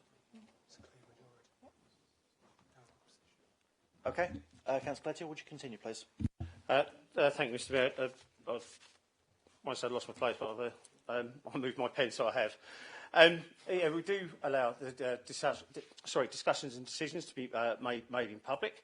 And indeed, we receive regular freedom of information requests, which on the whole, if they're in line with the policies that are in place, are answered unless there is a matter of confidentiality. But as I say, the council, like any other public body, must have the ability to either not say anything if they choose not to. I know a number of organisations, public and otherwise, do not respond to every piece of press inquiries that come in. They must have the ability to not say anything if there is a proper confidentiality reason or indeed a reason in law that has to be respected. For instance, ongoing cases, ongoing court or coroner's cases, for instance. They must be allowed to have a reasonable amount of time to respond, especially where the inquiry may well be extremely detailed. I've lost count of the amount of times that the Chief Executive and I would be in the same meeting and our phones pinging because of press inquiries that come in with very, very short time scales to respond, and some of them unreasonable. And I'm not pointing this at any one outlet. It's the same for a number of outlets who want a response in 30 minutes on something that takes 45 minutes to type up. And as I say, the council and the council officers must have the ability to operate without any of its staff feeling victimised or harassed by inquiries that are beyond a question or a direct statement in relation to it. And that's one of the reasons why we passed the media strategy to allow some of this to happen. And there is also the reasonableness of any complaint that comes in from members of staff or where residents are writing in continuously on the same subject to be having a single point of contact. So I do feel that the amended motion, as outlined on everybody's desk, is more befitting. It still gives us the ability to answer where we need to answer. More importantly, engage, as Councillor Kent has made clear, the only Thurrock-based news outlet. But should that not be the case, for anyone to take over that, for them to also be engaged with, as long as that's in line with the Council's communication strategy and indeed reasonable behaviour. And I need to make really clear again, this is not aimed at one individual organisation. That would be all press organisations. Again, and I'm sure Councillor Kent experienced this when he was leader, that you would get phone calls from insert name of people saying 30 minutes to get onto a radio interview, 30 minutes to respond to this, an hour to respond to that, and you've just started a 2-hour meeting. You can't just keep on picking and choosing. There has to be a process and there has to be reasonableness with it. So with that, Mr Mayor, I do move my proposed amendment as outlined in the paper in front of us. Is the amendment seconded? Councillor Cockshaw, would you like to speak now or reserve your right? Thank you. So we're now moving to general debate before we vote on the amendment. Does any member wish to speak? Councillor Chukwue. Thanks, Mayor. Thanks, Councillor. You know, when you talk about some of the policies to be followed, and I would like to understand what are the policies you want to be followed, and what are the reasons why the Thurrock news is being banned. Thanks. Thank you. Councillor Karen. Thank you, Mr Mayor. I'd like to echo what Councillor Kent said about how lucky we are to have an actual dedicated news outlet in Thurrock that actually really pursues the stories and really gets into the detail of what's happening, not just this council, but you won't find a community event, school event, any kind of event going on in Thurrock where you won't have representations from Thurrock Nub News. So, in that sense, very respected news outlet in Thurrock. And I believe the way that the organisation and the editor, Mr Spate, have been treated in the past hasn't been good enough. And that's why this amendment, reasonable behaviour, really worries me. Because who defines the reasonable behaviour? Who polices the reasonable behaviour? If a headline comes out that's not liked, would that fall foul of reasonable behaviour? I think we need a free and robust press. And if you're in power and you don't like what a journalist has said about you, often that's probably the right way to go about it, because people need to be held to account. Okay? There's lots of different ways of being held to account. We've spoken about scrutiny a lot tonight and the importance of it. Scrutiny isn't just the scrutiny committees, it's also the public and journalists scrutinising what we do for the borough. So I really am not happy with the reasonable behaviour, because given the track record we've had in the past of different times of blacklisting, I just don't trust it to be executed fairly or objectively. Thank you, Councillor Karen. Any other member wish to speak? Councillor Cockshaw, you've reserved your right on the seconding of this amendment before we move to a vote.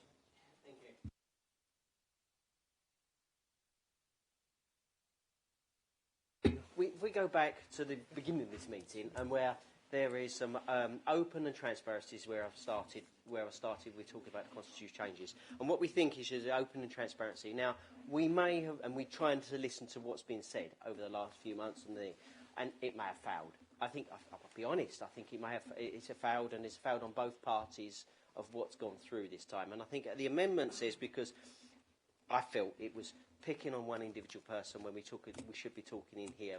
We never talk about individuals really, and poking at individuals' issues with the authority. And I think that's why you shouldn't mention it now and here, regardless of the status of the individuals. But on your point about Councillor Kent did mention the person you mentioned was sometimes Yorkshire and can be blunt, and I know that. I live with a blunt Yorkshire woman. So I know that, but it takes like everything else. You learn the way of people when people have different human behaviours and that, and I understand that. And what we've said really, and I want to say we have listened. I can see there's mistakes on both sides, and I can see it's not just that. It's us we really need to, and that's why tonight I felt we needed to just have this roll over longer, to have this open conversation there, and try and be a bit open, transparent. And the Nolan principles are at heart of what should be honest and that, and we all should stick to them, whether we abide by them because we're outside the organisation. They're good, honest principles of Nolan principles to stick to, and you shouldn't get any trouble or really in your life as outside life. What I do take away, and the reasonable behaviour bit, is because if you're looking going into doctor surgeries, you're a school teacher, I believe, in your thing. And that reasonable behaviour is, and it's hard to, if you put just behaviour, we have to identify it. Reasonable is, people know what reasonable behaviour is, and I think this would be a new people. But abuse, swearing, anything like that, officers, and anyone else, and that, you've got to treat people fairly on both sides. And I think reasonable behaviour means it's reasonable, because you can use swear in the right reasons to someone. And if someone's done something wrong and you get emanated, then that's reasonable if it is in that reasonable circumstance. And it's difficult in law, and the case law and bits and pieces, and it's got to be interpreted. And I think reasonable is a fair word, but there needs to be some way of actually making double checks on that, and I think that's the thing. But we can do that further forward, and that's why the media policy was designed for. And it may have failed again, where people didn't understand the media policy. Was it didn't go front enough over securities? Did it have enough public consultations? But we can go from this meeting tonight. Let's make a new change, and let's call that a bad part of Thurrock Council's history over the last year or so, and how we move forward. And let's move forward in a sensible, reasonable 49 people working together, and see if we can make something different to this council. Thank you, Councillor Coxhill. Councillor Coletti, as the move of the amendment, would you like to reply to in the comments before we vote on the amendment? Thank you, Mr Mayor. Yes, I will. First of all, Councillor Chukwu, if the policy has not been made available to you, I can make sure that officers send them to you and any other member that's interested, just to make you aware. That would also apply to, obviously, our newly elected members. On the reasonable... let me make sure I get the right statement. On the reasonable behaviour aspects of it, there is a test in law, Wednesbury test of reasonableness, which is applied in many aspects of life, certainly in court life. It's a bit pointless in a way, because it just says what anyone would find acting as reasonable. So it will be different for each situation. As soon as you start to prescribe something, you end up with as Councillor Coxhill said, you could easily end up with somebody who expresses themselves in such a way because of anger or frustration or whatever, that fall foul of a prescription, when actually taken out of put into the context of the whole matter, really would be accepted as reasonable. So that would apply, and I'm sure Councillor Coxhill would have said that much better than I just did. So with that, Mr Mayor, I move the amendment as written. Thank you, Councillor Gledhill. We will now be voting on the amendment. Councillor Kent? I don't. He does. I apologise, Councillor Kent. Please proceed. You'll pick it up as you go along, Mr Mayor, I wouldn't worry. Mr Mayor, genuinely, on looking to see whether this is an amendment that I would be able to accept, which is the easiest way to do things, I have to look at what the original motion says and what the amendment says. So the original motion says, this council believes that a free press is a cornerstone of a fully functioning democracy, which is there in the amendment, so that's good. I say, therefore, this council is appalled at the decision to effectively blacklist the editor of Thurrock Nub News, Neil Spate. That isn't in here. And I think that this councillors need to take a stand and to say they think that the way that Neil was treated was wrong. I go on to say and calls on legal and democratic services to reverse their decision. Well, it's too late for that. The ban should be up in July, so that's too late, so I've got no problem there. And to fully engage with Mr Spate and all bona fide journalists. The amendment says to fully engage with Thurrock Nub News and other news organisations in line with the Council's communication strategy and reasonable behaviour.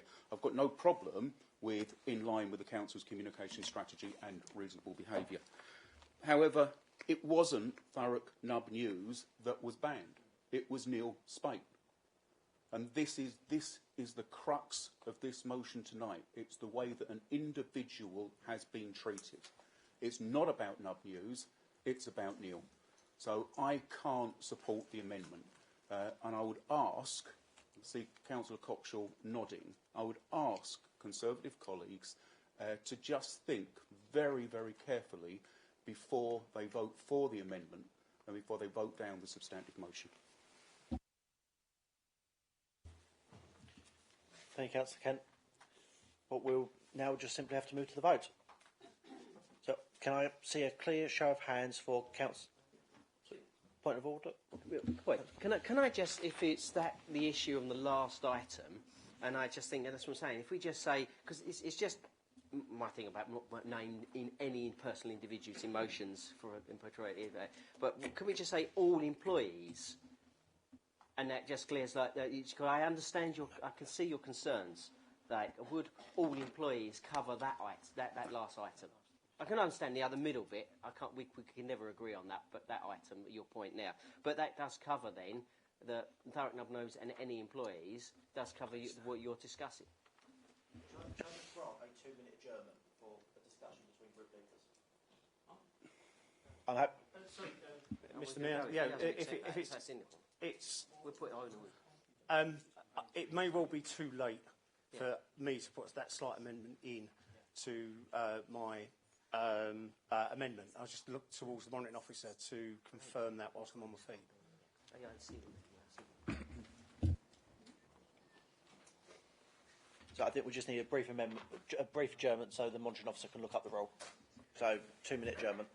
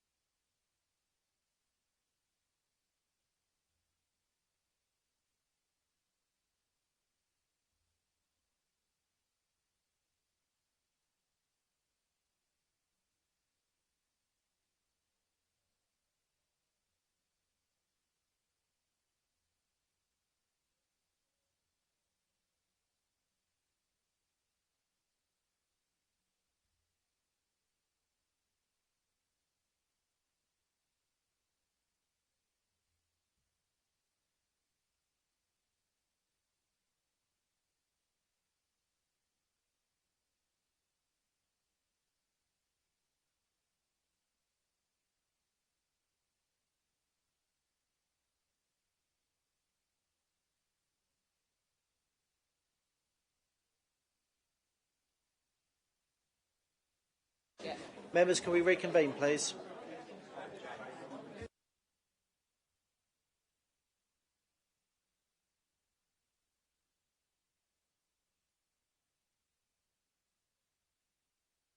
Councillor Gledhill can amend his amendment if the Chamber is content with him to do so.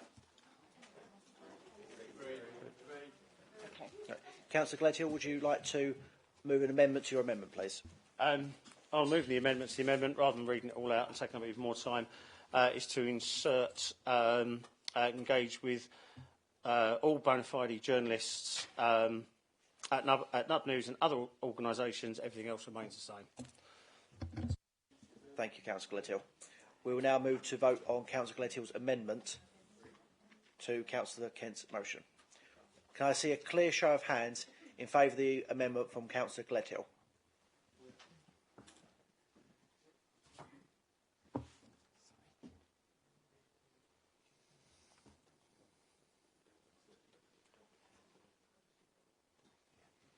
Can I see a clear show of hands against? Can you just keep the hands up? Sorry.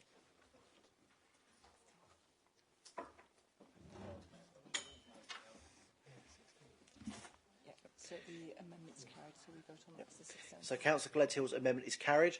We will now vote on that as the substantive motion. Can I please see a clear show of hands for the new substantive motion?